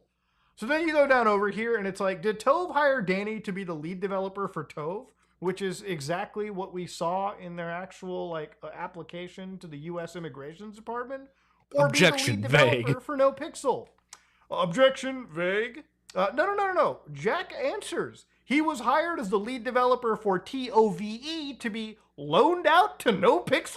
And at the time... Dude, they're just like, here's our programming immigrant. Go take him for a bit. By the way, he's going to take absolutely all your money. You hired Danny, you understood that he was being paid by NoPixel, right? I don't know if. Maybe I asked him some questions if he ever got paid some money. I can't recall exactly when I learned of his income specifically that he's earned from NoPixel prior to being an employee here. No one at NoPixel asked you to hire Danny to then be working at NoPixel, correct? Sorry, can you repeat that question? No one at NoPixel asked you to hire Danny to work at NoPixel. No. So at this moment in time, actually the lawyer for NoPixel asks a pretty interesting question. When it came to the money that Daniel was earning, wasn't he required to stream enough that you could clear the $87.50 a month that you were paying him? And of course, Jacques says, I wouldn't call it a requirement. It was for both of our benefits that he streamed to earn the income and the donations that he could. Not only could we pay a salary, we could cover a salary and operational costs, but that he could also make more money on top of that. So then the lawyer for NoPixel's like, why are you taking his streaming money? He's hired as the developer. That streaming money is completely apart from developing, right? To which Jacques is like, no, I disagree. A lot of his development was done while streaming. Or a lot of customization in some of his work was done streaming. So he would just do like coding streams? I mean, I guess that's a genre for someone. But. So because he streamed the developing, you're like, no, that's our money now. What the fuck? So this moment in time, there's kind of a pissing match between both lawyers, where it's like, Jacques' lawyer's like, you're not an immigration attorney, Larry, so stick with the question and get done with them. You're not getting what you want and frustrated by it. To which Zerner, NoPixel's lawyer's like, no, I'm not frustrated at all. The money that NoPixel paid Danny was paid into Danny's personal PayPal account, correct? If you say it was. You heard him say that yesterday, right? I heard something along those lines. Oh my god. This is the funny thing with people who like clearly have like no legal case, or like they clearly have like the odds stacked against them, where it's like they always try to skirt around it. Technically it was like, well, you know, like technically I didn't hear anything, you know. Definitely would have started if he could. Yeah. Yeah, he would have saved scummed. But But they're like, well, I don't recall hearing that. I might have heard something vaguely along those lines. It's like, come on. We all know you heard exactly what happened. We know. No Pixel didn't pay Tove's Danny salary, right? Correct. So what basically the lawyer's like, so the employment agreement says that Tove is only entitled to 30%. When he got the money, Tove would actually take the first $87.50 or 100% of that money before they did the 70-30 split correct. I don't know if I would characterize it that way. You have to look at it like an aggregate of all the income that was coming in for the month. The salary was the base. Plus, I think there was some operational overhead, which Danny and I agreed upon. I think that was like $12,500, but like the number should have been aiming for as a bare minimum. Anything over that was not only my taking my 30% and covering cost, but it was also extra bonus money for him. If there was a sponsorship deal, like using your example of 10 grand, we would receive $8,000. I would take in accounting, we would account for the $3,000, and then Danny would have the extra $5,000 as a bonusable income. So yeah, for a work visa, it seems, according to this deposition, there's just a percentage of cash taken, and sometimes even percentage of money, possibly from other sources of income that may not have been under the scope of their employment contract. Now, when it came back to Jacques' use of loaning people out, one of the people, Benjamin Lau, who is an attorney that is actually the immigration counsel for Tove, ended up coming out and basically saying that I had no conversations with that One Video Entertainment LLC regarding the existence of a loan-out company. Tove never informed me of the existence of a loan-out company or any agreement with a loan-out company. So this whole situation started to become a little bit shady, and even the lawyer behind this lawsuit had some choice words, which I'm going to let you listen to right here. Motions earlier also that discovering, like figuring out that like the immigration thing, they had completely just, that whole thing was just a scam because he's actually charging TW, like Tove is charging TW to be in this country. That's the scandal, and that's not cocaine. Wait, they're charging him to be in the country? What the fuck? That's massively messed up. What the hell? He just tuned out. He didn't want to hear it, lol. Yeah. Now, I think it's wild when the counsel involved in this situation is straight up referring to the immigration stuff as a scam based on this Henry Resilient interview that I actually saw with the lawyer. And again, it's something that is really, really shady when you start to really look into it. But again, I want to just preface, this will probably be for a part 2 for this video. If, we sit down and really look further into it. Again, this immigration stuff is incredibly complicated, way more complicated than the actual charity stuff that we looked into. So for that part, I just want to leave it here and talk to actual counsel and immigration experts down the road, because definitely I think there is a story and a criticism to be made over here. It's just this is wow. This is, sorry if I'm not making this probably isn't like super transformative, but like this is just incredibly interesting to find out about. And there goes my phone. Anyway, this is just incredibly interesting to hear about. Because obviously, guys, I don't know if you knew this or not, but I'm not an immigrations expert, surprisingly, right? But hearing just how like the scummy business practices that are across the board for Gerard and the companies that he's associated with is interesting. So like the charity thing isn't like a one and done thing. They really try to nickel and dime every business venture that they're in. They always try to like squeeze out as much money as they possibly can. This is incredibly interesting.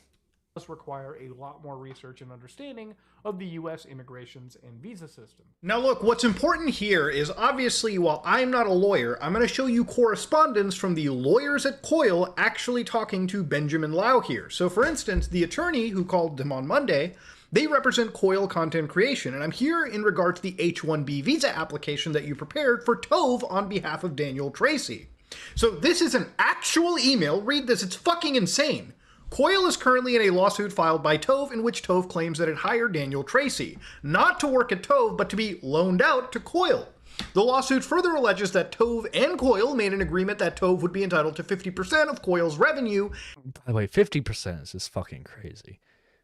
It's okay. It's just wild. What? I thought you were. How dare you lie to us? I know. I'm sorry, guys. I'll work on the apology video as soon as this stream's over. And that Coyle breached the agreement by not paying Tove. None of this is true. My client has never heard of Tove until shortly before the lawsuit was filed, but the reason I'm writing to you is that if Tove did loan out Tracy to work at Coyle, then Tove is engaged in immigration fraud, and you may have unwillingly assisted in doing so. In the application that they prepared, he pointed out a point where it said, number 2, indicate whether the employment subject to this LCA will be placed with a... They flew a little too close to the sun, because in actively trying to pursue and try to get money from Pixel, they just kind of exposed their whole immigration scandal. Like, come on. Like, I'm sure if they kept up with it, it would have been discovered eventually, because like these things generally usually are if you leave enough paper trail. But like, it's just funny. It's like when you try to sue someone, like it's like Uno reverses in your face. Secondary entity at this place of employment, to which the box no was checked. Now, according to Coyle's lawyers, Khalil also submitted a letter, which apparently you helped him draft, in which he states that Tracy is being hired as Tove's lead developer. This letter gives the approximate amount of time that Danny would be working at each task for Tove, and that time adds up to 100%. Nowhere in the letter or the application does it mention that Tove is not hiring Tracy to work for Tove, but to actually work for Coyle in Australia.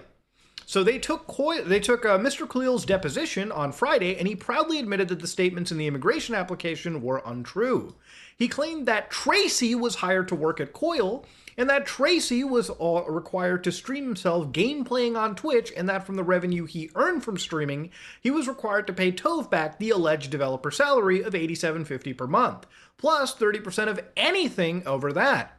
So again, I am no expert in immigration law, but I'm pretty sure that if Tove stated in the application that 1, they were actually hiring Tracy to work for a company located in Australia, and 2, that Tracy was kicking back the alleged salary he was paid from his streaming revenue, which is what he now claims happened, that the US government would not have issued Tracy his visa.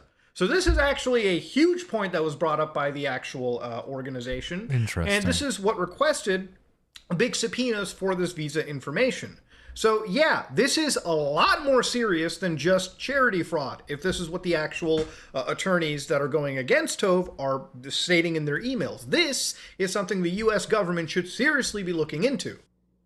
Now, one thing at the end of all this is obviously a lawsuit like this was expensive, even though that Coyle won. The lawyer over here for Coyle is pretty scathing in their discussion of like the actual opposing side and Tove. And in their argument, they say that plaintiff denies its own claims and ignores the laws. Plaintiff's opposition to defendant's motion for attorney fees lacks legal support. Plaintiff argues defendants are not entitled to an award of fees because its declaratory relief cause of action did not actually address the scope of any copyright. Plaintiff completely ignores the relevant case law cited by defendants, which hold that a claim for declaratory relief premised on the need to construe the provisions of the Copyright Act.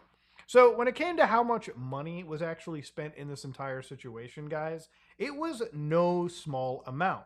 Again, it ended up being around $200,000 plus. Like when they actually... So they just wasted a shit ton of money. Make sure you include a dog. Lying. I made a continuous on severe lack of yeah, and I also have a sigh. Yeah. Sad music. Oh, of course. I'm gonna tug on your guys' heartstrings to forgive me. Build up their hours. Obviously, it came out to 363.8 billable hours, which again, they asked a sum of $222,000 basically being provided for attorney's fees. Again, even when you win a lawsuit, this is how much money you're expected to spend. So $222,183.42 plus $10,000, $395. Okay, so it is insane how much money is spent just trying to protect yourself from a fucking frivolous lawsuit.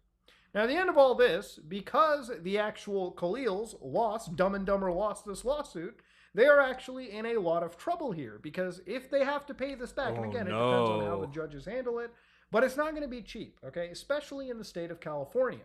This puts an already estranged business that was already on the verge of collapsing and basically buries it into the fucking ground.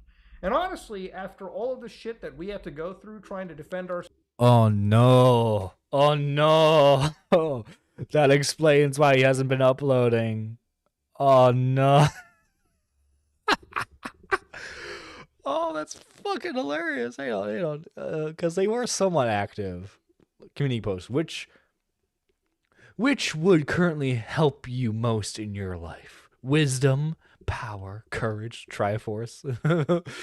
Dude's trying to get fucking engagement with his The Triforce of Integrity. Check it out sometime. I bet you chose power because you're not trying to power through because you're trying to power through this. I think wisdom is better for you since it might have given you the wisdom to pay your taxes. The Triforce of self-awareness is what you need. The Triforce of good legal counsel. Damn, he's getting destroyed in the fucking comments. Good fucking God, that's hilarious. Ourselves in our research too, and basically come out, even while going up against a lot of the entire community that treated this guy as wholesome Chungus material, is insane. These people are fucking scumbags, okay? For them to go after anybody, especially one of the most beloved GTA RP communities, like this, especially when they absolutely didn't even have a fucking case, because in reality, I think, and again, this is my... Yeah, who fucking told them to do this? Was it just the brother's idea? Was Gerard like, yeah, man, we're totally gonna fucking win this one? Like, what was going through their goddamn heads? Speculation here. These guys thought that they could probably get some fucking out-of-court settlement, but they didn't expect a trial to occur, let alone an actual case did go far enough for them to lose in the process, and lose pretty fucking spectacularly. And you know, when you look at Tove as a company, it gets even shittier too, alright? There's other situations where even creators like Elena Pierce have actually come out and said that even when it came to operating charity merch, wasn't exactly done 100% kosher at all either. When I sold the boxing merch, which, fun fact, everybody, was through the Khalil's company, Gerard's brother, they told me that we'd made like $67,000 or something. I've spoken about this on stream once before. Interesting. And so I was super excited to get all that money and donate all that money. And I may get the numbers wrong because this was months ago. And then I actually got $7,000. So they were like, we've made this, and that's all I fucking got. And I cried. I was so upset that I was like, where did this money go? I was reaching out to all my friends and being like, where the fuck is this a bad split? Did I get ripped off? I reached out to Aaron about that one. I was like, what happened to this? And how did I get done so badly here when I just trusted this dude because I didn't know any better, who obviously I have not worked with since that happened. And it was basically like I asked him to send me examples of like where the money went or like what they spent that money on. And he was like, everything was really expensive and there's just fucking nothing I could do about it. So I donated $15,000 of my own money to make sure that we could at least donate $20,000 to the Asthma Foundation. But I was so fucking upset, like genuinely cried. And yeah, that was a pretty shitty split. And again, it's really wild when it comes to anything related to fucking charity. These people are the worst fucking individuals involved, okay? You know, usually when it comes to charity stuff, especially merch is like, listen, I'm going to tell you right now, merch is a fucking money printer, okay? Especially in this organization. It just has to be managed properly. And the thing is, when it comes to charity and you're not trying to profit off of it, usually, and maybe this is just me and in our company, but when we're involved in anything charity related, basically we try to eat the costs as much as we can, okay? We try to write off as much as we can. We try to basically provide as much as we can, you know, within actual reason, just so we can actually send as much of the money to charity whatsoever.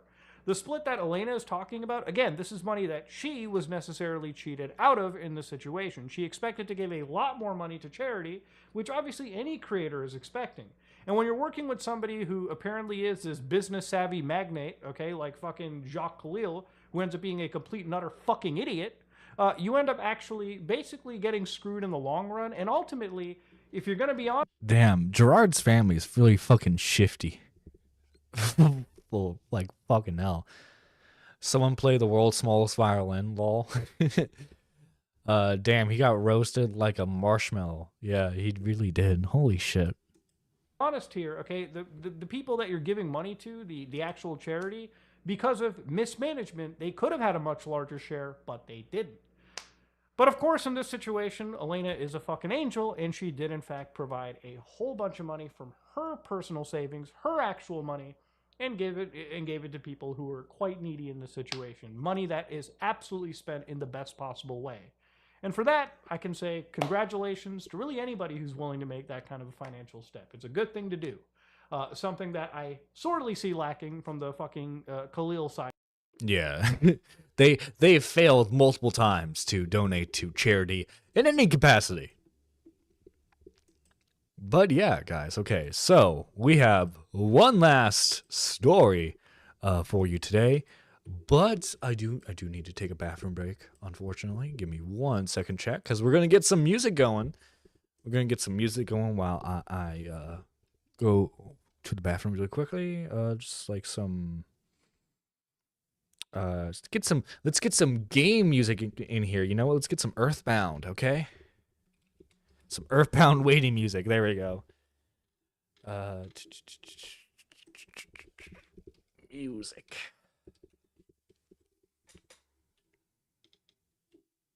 Okay, chat, I'll be right back.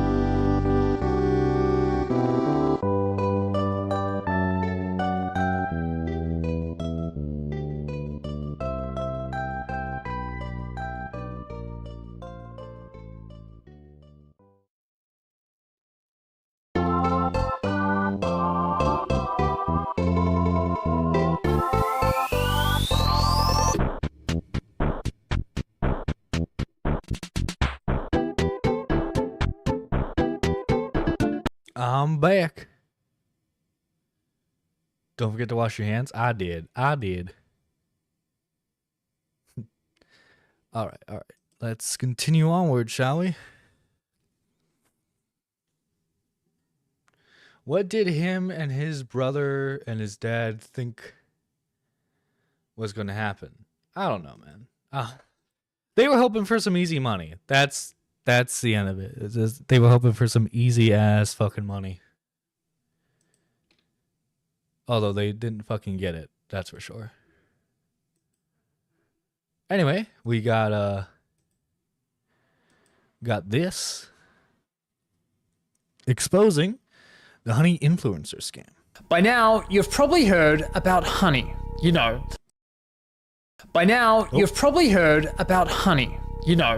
The browser extension that saves you money. Do you have honey installed? What's honey? Oh, no. Honey. Honey is a free browser extension. Free browser extension. Free browser extension. Free browser extension. That automatically applies coupon codes when you check out online. Free money, basically. It's literally free money. It doesn't make sense to not be using this. So what's the catch? There is no catch. Join honey. Join honey. Join honey. Honey. Honey. Honey. Honey. Honey. Honey. Honey. Honey. Honey. Join honey.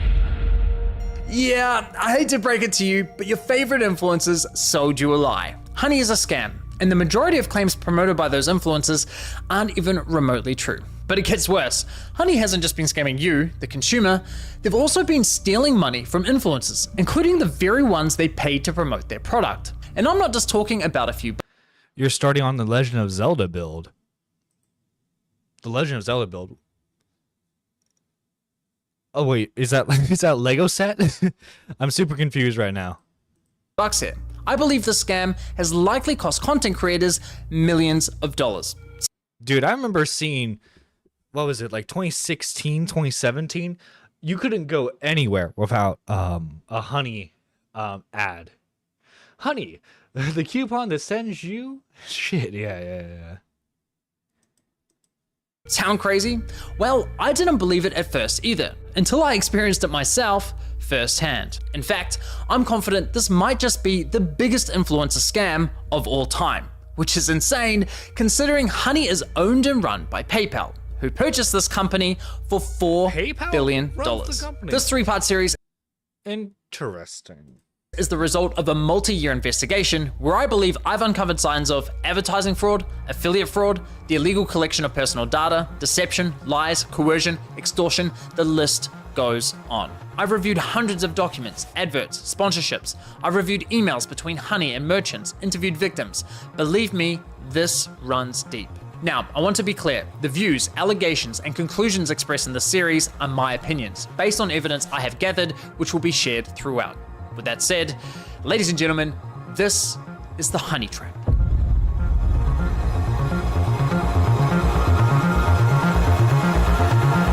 Now, I think pretty like every single like major YouTuber that was at the height of their fame was sponsored by Honey at some point. Like as it's shown here, Mark, Linus Tech Tips, Mr. Beast, Moist Critical. A lot of people, like, I'm pretty sure Honey has even sponsored some other like gaming YouTubers as well.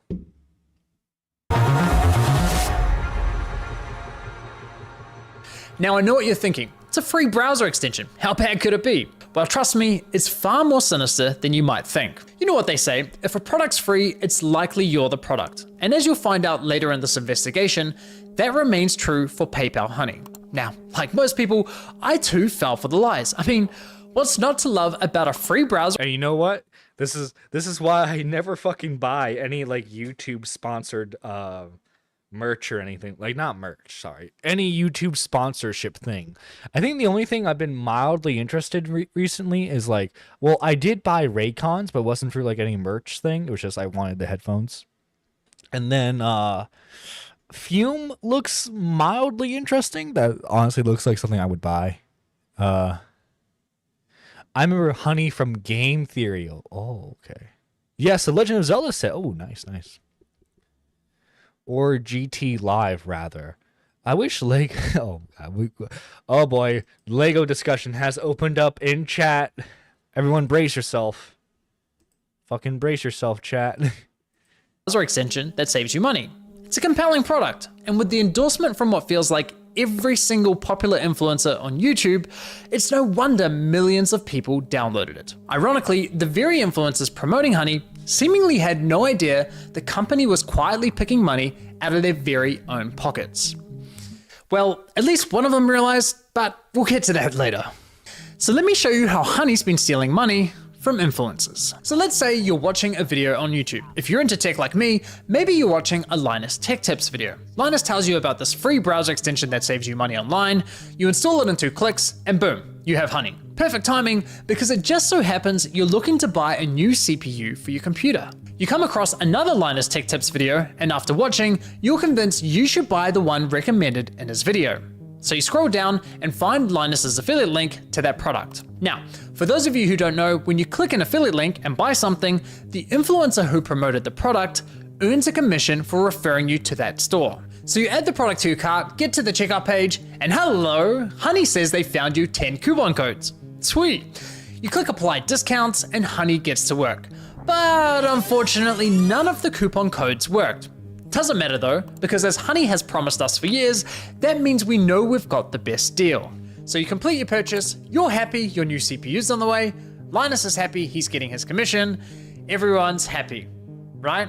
Well, let's quickly rewind and see what was happening behind the scenes. You see, after clicking Linus's affiliate link, you'll notice in the URL, there's a tracking tag labeled short circuit. That's a reference to one of Linus's YouTube channels. And this tracking tag is how Newegg knows who to pay a commission to. 20% it looks like. You can also see that this tracking tag has been saved on my browser in the form of a cookie that will expire in 30 days. That way, if we only decide to complete the purchase a few days later, Linus will still be credited the sale. It's kind of like when you're at a department store buying a TV and the salesman who helped you gives you a referral card or a receipt with their name on it, so when you eventually get to the checkout counter, the clerk knows which salesman to award the sale to. You can think of affiliate cookies as a digital version of that. So what happened when we got to the checkout page? Well, once Honey popped up, watch what happened to Linus's affiliate cookie after we clicked apply discounts. You see that? Honey came in. It changes, okay. That's interesting. And removed Linus's affiliate cookie and replaced it with their own. With the PayPal. Huh. It's 14 pages! Uh-oh, 14 pages. 14 pages. Yo, Johnny, thank you. I hope you watch Legal Eagles video after. Don't worry. I have it saved, don't worry.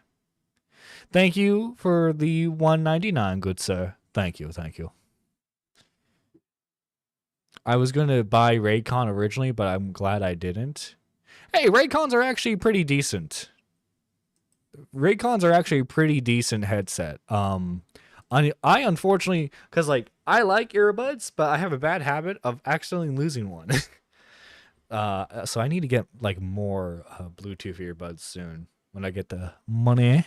Claiming credit for the sale and pocketing the commission money for themselves. Yeah.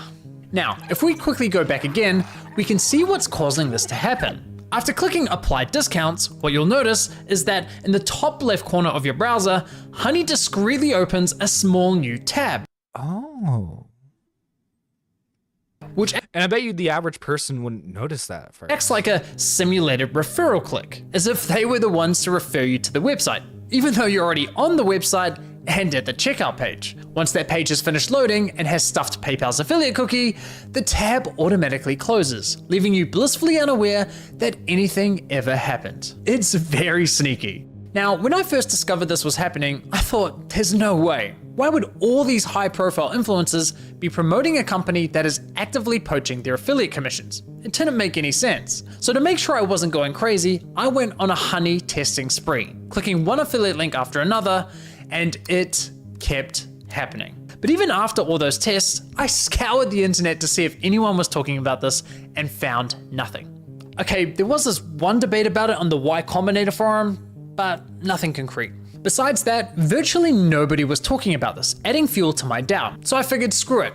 I'll reach out to Honey and ask them directly. And sure enough, they came back to me with the following. If Honey is activated and is the last program used while shopping on a site, it is likely Honey will receive credit for the purchase. I was right.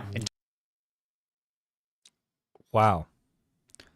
But the whole point of doing the Honey sponsorship in the first place is, well, the initial payment you get from the sponsorship, but also too, to get commissions off the sponsorship. Just like that, my investigation into Honey began. Now, some might consider what PayPal's doing here dirty or highly unethical, but personally, I can't see how it's anything short of fraud. I mean, just imagine something like this happening in a real-world scenario. Let's say you're at a department store looking to buy a new TV. A salesman spends time running you through your options. You decide to buy, he gives you his referral card, you get to the checkout, and right as you're about to pay, a sleazy salesman pops up going, "Hey, shall I check if I have any coupon codes for you?" Naturally, you say sure. He snatches your referral card without you ever noticing, looks for coupons, says sorry, no luck this time, but instead of handing back the original referral card, he hands back his own.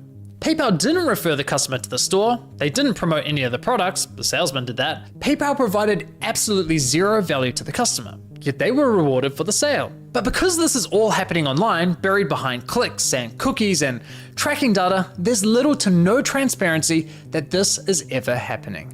Okay, but what if Honey had found a working coupon code? Would that make it okay for them to claim the commission? Honestly, no, I don't think so. The fact remains that Honey didn't refer the customer to the store, nor did they promote the product. Look, don't get me wrong, I'm a consumer myself. Saving money matters, especially when money's tight. But this scam doesn't just affect wealthy influencers. There are hundreds of thousands of small creators, bloggers, artists who rely on affiliate commissions to support their craft. Sure, you could argue that Honey may have convinced the consumer to complete the purchase by providing a discount. But let's be real, if you're already at the checkout with your items in your cart, you already have a high intent to purchase. And again, this would never fly in a real life sales environment. No department store is going to allow a salesman to hang out at the checkout counter, casually handing out coupon codes while simultaneously stealing commissions from the other sales reps. So why are we allowing a corporate giant like PayPal to do it on the internet? Now, believe it or not, this first example I just showed you with Linus is just one of 3 scenarios in which Honey poaches affiliate commissions, and the next scenarios are even worse. But before I show you how bad scenario 2 is, it's important you understand the fundamental system Honey is exploiting. You see, in affiliate marketing, there's this thing called last click attribution, which basically means last click wins. For example, you might click on a shoe blogger's affiliate link for a pair of Nikes, but you don't buy right away. Later, you click on a YouTuber's link for the same shoes and complete the purchase. In this scenario, the YouTuber gets the commission and the blogger gets nothing. There are other models like first click, where the blogger would win the commission, or dynamic click, where the commission is shared. But the industry went with last click because while it's not always the fairest, it's the easiest to implement. Therefore, it became the industry standard. Now, when it's blogger versus YouTuber for a sale, honestly, I'd say last click is usually fair. But when it's anyone versus Honey, there's no real competition. Honey pops up right at the end of your purchasing journey, virtually guaranteeing they'll win that last click. They of course know this, and right, because like if you're someone, let's say hypothetically speaking, you still have like even you don't necessarily need the coupon, but obviously like if you have a chance to save money on something, you're gonna take it, right? Of course you're gonna take it. So of course people are gonna click on the Honey link. I mean, the whole point of having the Honey extension to begin with is so that way you can save money with coupons. So yeah, I'd say it's pretty scummy, honestly, to steal the affiliate link. And do anything they can to get that last click, even when there's no coupon codes to offer. Which brings us to scenario 2. Honey Gold, which is now called PayPal Rewards.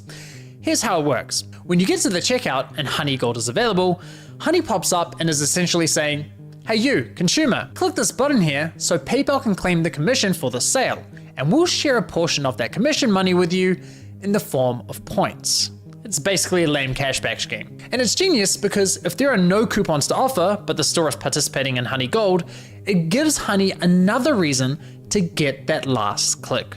How can YouTubers, bloggers, or any other type of affiliate fairly compete against this type of mechanism? Of course the consumer's gonna click, and of course they're going to win the sale. Now this got me thinking, how much of their commission are they actually sharing with users? Well, to find out, I decided to put Honey Gold to the test. So I looked for any website where Honey Gold was offered and found it on NordVPN. And no, this is not a sneaky sponsorship. So I signed up for NordVPN's affiliate program, which offers 40% commission on successful referrals. After getting approved into the program, I received a custom affiliate link for my YouTube channel. Using this link, I made 2 separate purchases. For the first, I activated Honey Gold, and sure enough, you can see my affiliate cookie was replaced with Honey's. And for the second, I didn't activate Honey Gold. As expected, I was awarded a $35 commission for the sale where Honey Gold wasn't activated, and received nothing when Honey Gold was activated. For the first time, I experienced Honey poaching my own affiliate commission. So how much of my stolen $35 commission did PayPal share as cash back with my Honey account, aka the consumer? Brace yourselves, 89 points, which is equivalent to 89 cents USD. That's right, Honey poached a $35 commission for doing nothing and rewarded me a grand total of 89 cents. Thanks, PayPal. You really shouldn't have. No, seriously, you really shouldn't have. Now, on to scenario 3. For you ladies out there, let's say you're looking for a new outfit. Your favorite influencer tries on something that slays, you click on their affiliate link and get to the checkout. But in this scenario, Honey knows it has nothing to offer. No coupon codes, no Honey Gold, yet it still pops up to announce absolutely nothing. Annoying as fuck.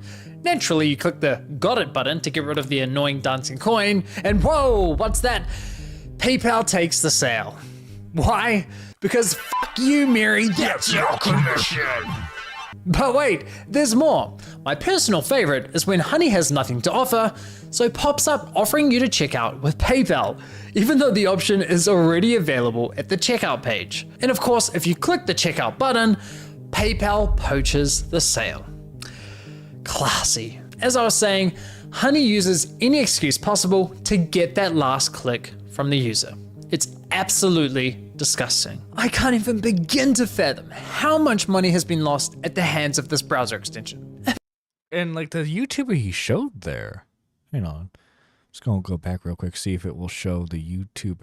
That YouTuber has less subscribers than me, and they have they have an affiliated thing for an outfit. So obviously, like, as a small creator, if you're somehow able to get like affiliated links, that's me. Seriously, that's like major support for your channel. And Honey is fucking taking that away. Holy shit. That's fucking evil. Classy. As I was saying, Honey uses any excuse possible to get that last click from the user. It's absolutely disgusting. I can't even begin to fathom how much money has been lost at the hands of this browser extension. Imagine being the influencers who promoted Honey, telling your audience, who by the way are the most likely to use your affiliate links, to download an app that poaches your affiliate sales. It's crazy. Now, to be clear, not every influencer who promoted Honey engages in affiliate marketing, so those who don't are obviously unaffected. But did any of the influencers who are engaging in affiliate marketing ever catch on to what Honey's been doing? Well, it turns out yes, at least one of them did. Linus Tech Tips, who have been promoting Honey. Linus caught on to it? I mean, if a YouTuber's going to catch on to it, I guess it would be the tech YouTuber. Since 2017. So here's how I found this out. You see, one day I was browsing Linus's forum to see if anyone had raised a red flag about Honey. And sure enough, back in 2020, someone sounded the alarm, but it was ultimately ignored. However, in 2022, a different user noticed that LMG were no longer promoting Honey and asked the team if they had been dropped as a sponsor, to which one of Linus's employees responded with, "We ended the partnership with Honey due to the way their service interacted with affiliate links. Essentially, if someone clicked on an affiliate link and then they used Honey and searched for a deal, Honey will override that tracking link even if they don't find you a deal. That didn't jive with us, so we ended the partnership. Okay, so they had no idea this was happening, and it So, like, this is an interesting thing. Do you, as a YouTuber, call this out and potentially affect other sponsorships working with you? Because it's interesting that, like, it's been known, at least someone knew about Honey doing this for so long, but, like, it took until now for someone to do anything about it? It took them several years to catch on. That's quite telling because we're talking about a tech-savvy YouTube channel that's run by a very large team. The fact that it took them several years to figure this out, in my opinion, really underscores the deceptive nature with which Honey operates. If Linus and his team didn't know, I can't imagine many other influencers would have known either. Now, I have to say, as a longtime viewer and supporter of Linus's channel, I'm incredibly disappointed they weren't more public with this discovery. I get this specific issue doesn't directly affect their viewers, but surely they must have realized the wider impact this could be having on the creator community, a community they're a part of. I think that matters. And it's not as though they only promoted Honey once or twice. They did approximately 100. Yeah, Honey was a pretty frequent sponsorship with a lot of different YouTubers. 160 sponsored segments, all of which remain live on YouTube. Those videos have accumulated around 194 million views. According to my data, that makes Linus's company LMG the third largest promoter of Honey on YouTube. So yeah, in my opinion, they should have made more noise about this. But what's truly baffling to me is that after LMG ended their partnership with Honey, they then went ahead and partnered with a company called Karma Now, a coupon browser extension that literally engages in similar behavior. In the exact same thing. Wow. Now, I did reach out to LMG about this situation, and I'll be honest, their response was not to my satisfaction. They didn't address the majority of my questions, however, they did at least provide. That's an interesting question. Do you go with the moral or the money? Honestly. But no, like, in all seriousness, if they found that this was an interesting, if this was an ongoing issue with Honey as a sponsorship with affiliated links, they should have, at least behind the scenes, been telling more and more people, like, hey, if you're someone who relies on affiliated links, don't do this. Some important context about their dealings with Honey. LMG stated that as soon as these issues with Honey were brought to us, we tried to work with them to remedy them. After a few calls, we were informed that they weren't willing to change, so we stopped working with them across all channels. So let me get this straight. One of Honey's biggest promoters goes to them and says, hey, can you please stop overriding our affiliate links? And Honey effectively goes, nah, not happening. Assuming I've got that correct, and if true, that just goes to show what little regard Honey has not only for content creators, but also their partners. Now, as for LMG's less than ideal response, I did press Linus's team to address the rest of my questions, but never heard back from them. But it's time to shift gears, because unfortunately, this scam runs much deeper than stolen affiliate commissions. It's time we talk about how Honey used these influencers to sell you a complete lie. How they sold you a product that was doing the opposite of what they promised. You see, as I was testing Honey across different stores, I was encountering a reoccurring issue. When I reached the checkout page, Honey would claim it couldn't find me any coupon codes. Yet when I searched manually, I found working codes with ease. And even when Honey did find me a code, I was often able to find another code of better value. Kind of strange, given. So they're taking the money away from commissions. Wow, and they're not even doing the proper their claim that discount. Thanks to Honey, manually searching for coupon codes is now a thing of the past. Another oddity was that Honey would often only find me Honey branded coupon codes, such as Honey 5 or Honey 10. Why would a store only have Honey branded coupon codes? Kind of weird, right? But the biggest red flag was that when I tried submitting the better coupon codes I'd found, Honey wasn't adding them to their database. So why not? Well, eventually I figured out what was going on. It turns out that one of the key benefits for stores partnering with Honey is that they are given full control over which coupon codes go live on the platform, if any at all. I discovered this while listening to a podcast produced by Honey, which appears to be aimed at attracting new businesses to joining their platform. In this podcast, Honey has a podcast? Wait, what the fuck is that called? Oh, wait, hang on. Which the Honey buzzcast, an e-commerce industry trends and insight. It appears to be aimed at attracting new businesses to joining their platform. In this podcast, an employee from the Australian clothing store, Princess Polly, discusses the benefits of partnering with Honey. What would you say to any brand that is considered working with Honey but hasn't yet?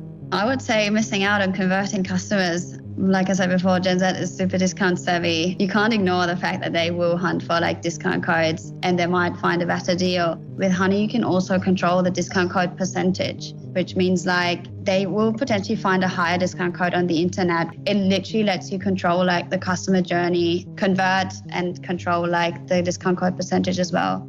This is insane. She's basically saying Honey is great for businesses because it encourages users not to bother hunting for coupon codes. And it allows businesses to control which coupon codes are shared with consumers. Now, I was able to further verify this on Honey's website, specifically the FAQ page for partners, which clearly states, as a partner, you have control over the content hosted on the Honey platform. Now, because all this is clearly stated in like their policies and everything, which I understand Legal Eagle is probably going to be going into it in his own video, but since it's all laid out in their policies, the fact that they're if you look at their actual like the wording of their documents, they are open about what they do. The question is, the question is, do they have legal standing? Is this live? Of course this is live. Of course it's live.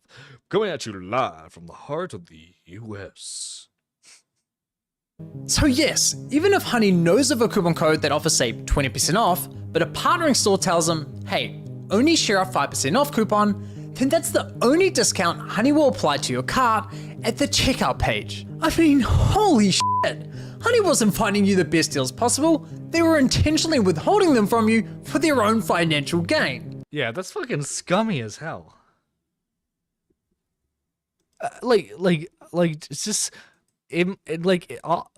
maybe legally they're fine, but like still like just as like an average viewer and content creator who, keep in mind, I've never gotten a sponsorship before, but just still like the fact that like if potentially I ever had an affiliate link that could be messed with because of Honey fucking sucks so much.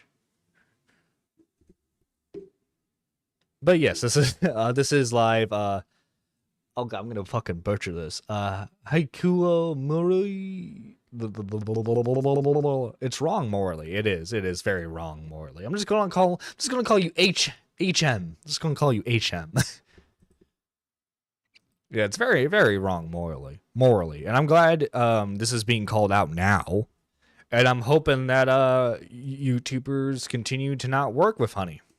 This completely invalidates Honey's core value proposition to consumers. For years, they sold you the lie that they would find you every working coupon code on the internet and apply the best one to your cart. But nope, complete and utter lie. They have literally been feeding you coupon codes that were approved by the partnered stores who were paying them. And can I just say, the double messaging here is hilarious. Because on one hand, Honey has appealed to consumers by promising to find the best deals possible. But on the other hand, they appeal to businesses claiming that Honey helps prevent consumers from finding the best deals. It's absurd. Now, when you think about it, this all makes complete sense. I mean, why would any online business pay Honey for sharing their highest value coupon codes with its 20 million users? That's not an appealing partnership whatsoever. So, to make a partnership more attractive, Honey told businesses, hey, if you partner with us and pay us an affiliate commission, we'll let you control which discount codes are shared on our platform. And we'll tell our consumers we scoured the internet and found them the best deal possible. Everybody wins! Just not the consumers or the influencers. With this discovery, but everyone else, they win. Oh boy, do they win. But no, yeah, this is like, again, I'm not a legal expert, right? So I don't know how much legal precedents they have. Well, not precedents, but like how much of a legal argument they can make from this. But yeah, holy shit. Muda like uses a company that brings the commissions to Muda, which is why he did the sponsorship where you could buy land and buy the landowner. I won't doubt if bigger YouTubers do that normally, and that's how they got connected to Honey. And if the company doesn't know, then the YouTuber doesn't know, but Honey can always say, you should have looked at the website. Yeah, because like, like you said, especially if you're a bigger YouTuber like Muda or like Linus Tech Tips or even Mr. Beast now, you have a third party doing all your sponsorships for you. And so, yeah, it's I can see a good lawyer for them arguing that. But like when you're a YouTuber who has no affiliation with Honey and you just so happen to have like an affiliated link that like helps you out financially, and you don't get the financial benefit from that affiliated link because the person who clicked on and purchased the item from your affiliated link had Honey, that's super fucked up because like there's no agreement between that YouTuber and the and Honey in question. Like, it's fucked up. I decided to do a thorough audit of Honey's advertising campaigns. And yikes, the ads, the sponsorships, everywhere you look, it's lie after lie. I wouldn't be surprised if this ends up going down as one of the most aggressive, shameless marketing scams of the century. Just look at this insane list of videos that were sponsored by Honey. According to my data, they sponsored almost 5,000 videos across roughly 1,000 different YouTube channels, racking up an unbelievable 7.8 billion views. It's crazy. So now that we have a clearer picture of how Honey operates, let's reflect on some of their claims. Honey will find every working code on the internet and apply the best one to your cart. If Honey can't find a discount code for you, then you can rest assured there's not a single discount or promo code on the internet. It's a free browser extension that automatically finds you the best promo code. And from the limited knowledge I have about sponsorships, like obviously like they have to approve, like I think they give you like a kind of script to say, and then they have to go over your script and approve it. So Honey actively looked at all these videos and said, yes, this is what we want you to advertise. If you're a small creator and you don't have money or a third party to vet your sponsorships, yeah, this fucking sucks for smaller creators such as myself. Codes for anything you purchase online. You literally don't spend money. Honey searches the known internet for every promo code ever used. This means you always get the best deals without even trying. What Honey does is take money and they put it in your pocket. If there is any way to save money on your purchase, they'll find it. Getting you the lowest prices possible at checkout. You are always going to get the best deal no matter where you're shopping. Amazon, eBay, Best Buy, doesn't matter. Honey's got your butt covered. If Honey can't find a code, you have the best deal. It really puts into perspective just how shady this company is, doesn't it? Now, believe it or not, the Better Business Bureau launched an inquiry into Honey's advertising claims, but after Honey Wow, so they've been investigated. Okay. immediately discontinued the claims for, quote, business reasons, the BBB decided to drop the case. Honestly, at this point in my investigation, I thought I'd seen the worst of it. I thought I understood the full picture of Honey's shady business model. But here's the thing. What I haven't told you is that there were instances where Honey would actually work really well, finding me incredible discounts that seemed almost too good to be true. Now, it wasn't very often, but enough to confuse me. And there were even times when they weren't poaching affiliate commissions by claiming the credit for sales. These inconsistencies bugged me. It didn't add up with everything else I had discovered. It was clear I was missing something. Well, once I finally figured out what that was, I uncovered an even darker side to PayPal's scam, one that targeted an entirely new victim. We started having problems where customers would get in touch via our support saying, oh hey, I just tried to use this discount, this 60% off coupon, and it doesn't work. And I'd be like, dude, that is not your discount. Like, how did you get that? And they'd be like, oh, I just showed up through the Honey extension. Yeah, it cost us thousands, and I haven't even looked into how far back it went. At the end of the day, like, you need to make the numbers work, and if Honey is going to steal 10% of your revenue all the time, you're going to have to raise prices at the end of the day, and it's just like a really awful business model. Interesting. So did he upload this new video yet? And Chroma CEO. No, he hasn't uploaded this one yet. Okay. This is incredibly interesting. I'm going to subscribe right now so that way I can keep in touch with this, because, oh my god, this is a very interesting story. Very interesting. That's how they get companies don't know.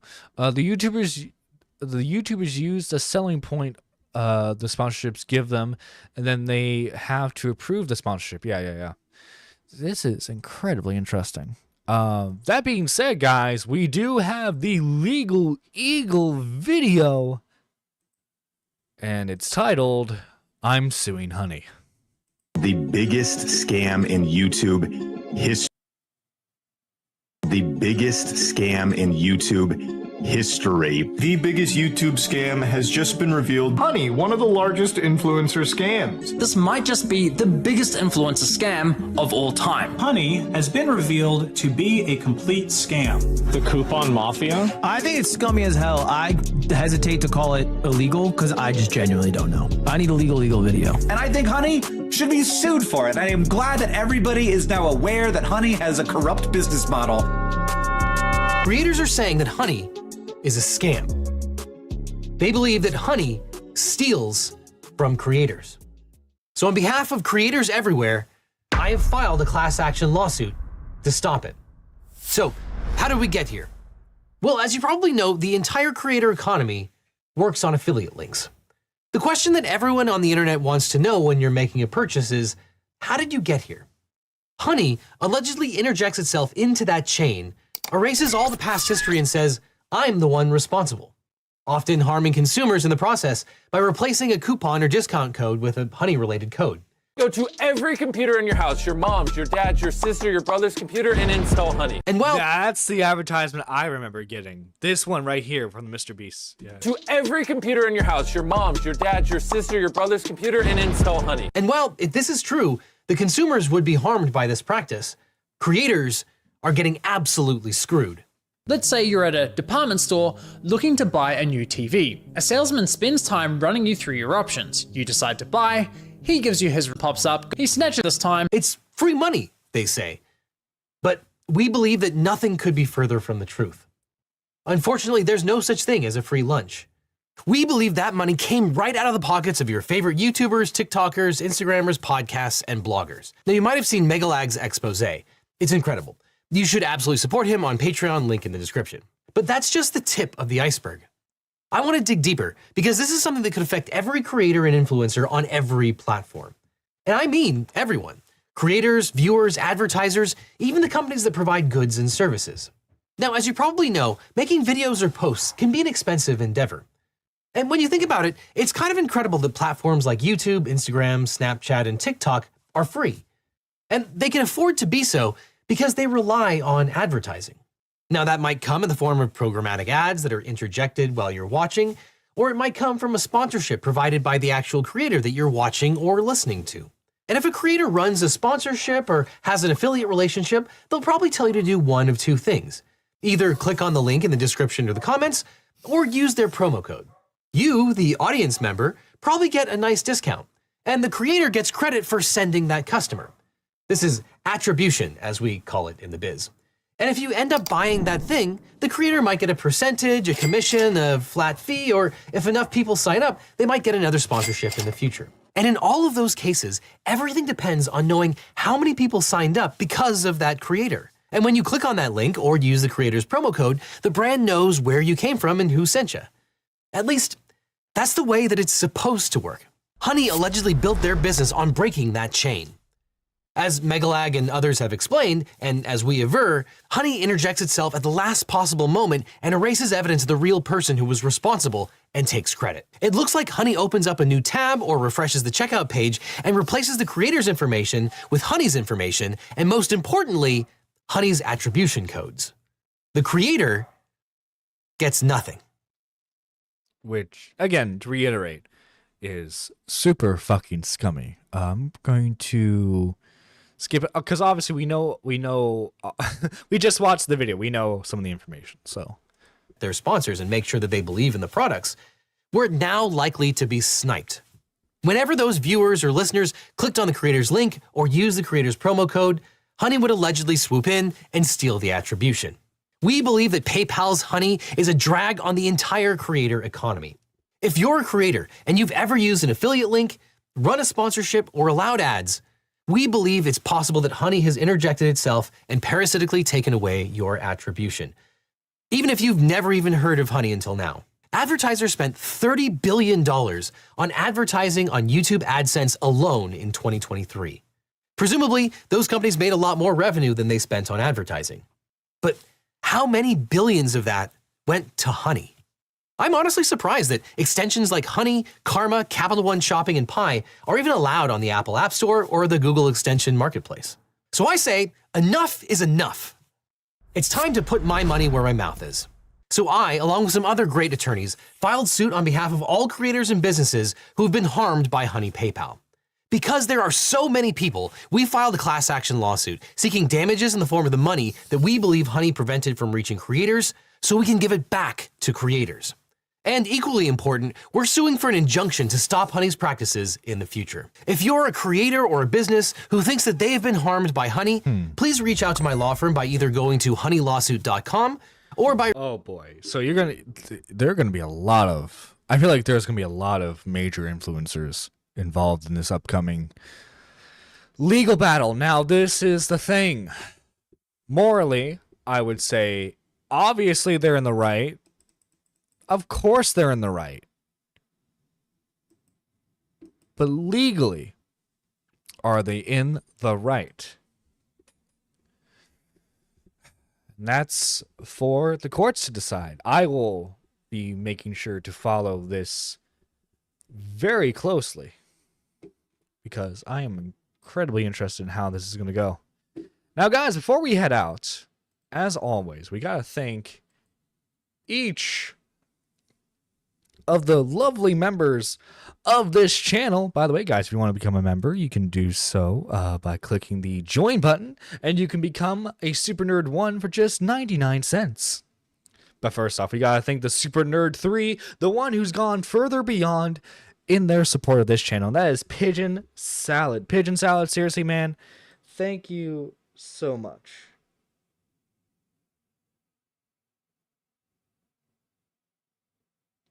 Oh, did I say morally? I think they're in the... Did I say morally they are in the right? I said morally speaking, like... No, I meant like the people suing Honey. Morally, they're in the right for suing Honey. Legally, I don't know if they have much of a case, because again, I'm not a lawyer. But again, back to thanking all the members. Thank you, Pigeon Salad, for being a Super Nerd 3, going further beyond in your support, man. Seriously, it's phenomenal. I have loved the stars too fondly. Thank you for being a Super Nerd 2, for being an ascended supporter. Finally, we have all the lovely Super Nerd 1s, which are Lady Nerdiest, Nix, Gigi Hearts. We got K Huck McMuffin, Daniel J, and Annie. I thought you were talking about Honey. No. Wording was weird. Sorry. Well, no, you're good. I have the stuttering makes it weird, like makes me phrase things weird sometimes. Anyway, thank you guys so much for all the awesome support you've shown this channel. I am excited for what 2025 is going to bring to the show, because I plan on putting Nerdy Live on the map as the best morning show, not in just in commentary, but on YouTube. Anyway, guys, this is Nerdy John signing out. And remember, Get rid of that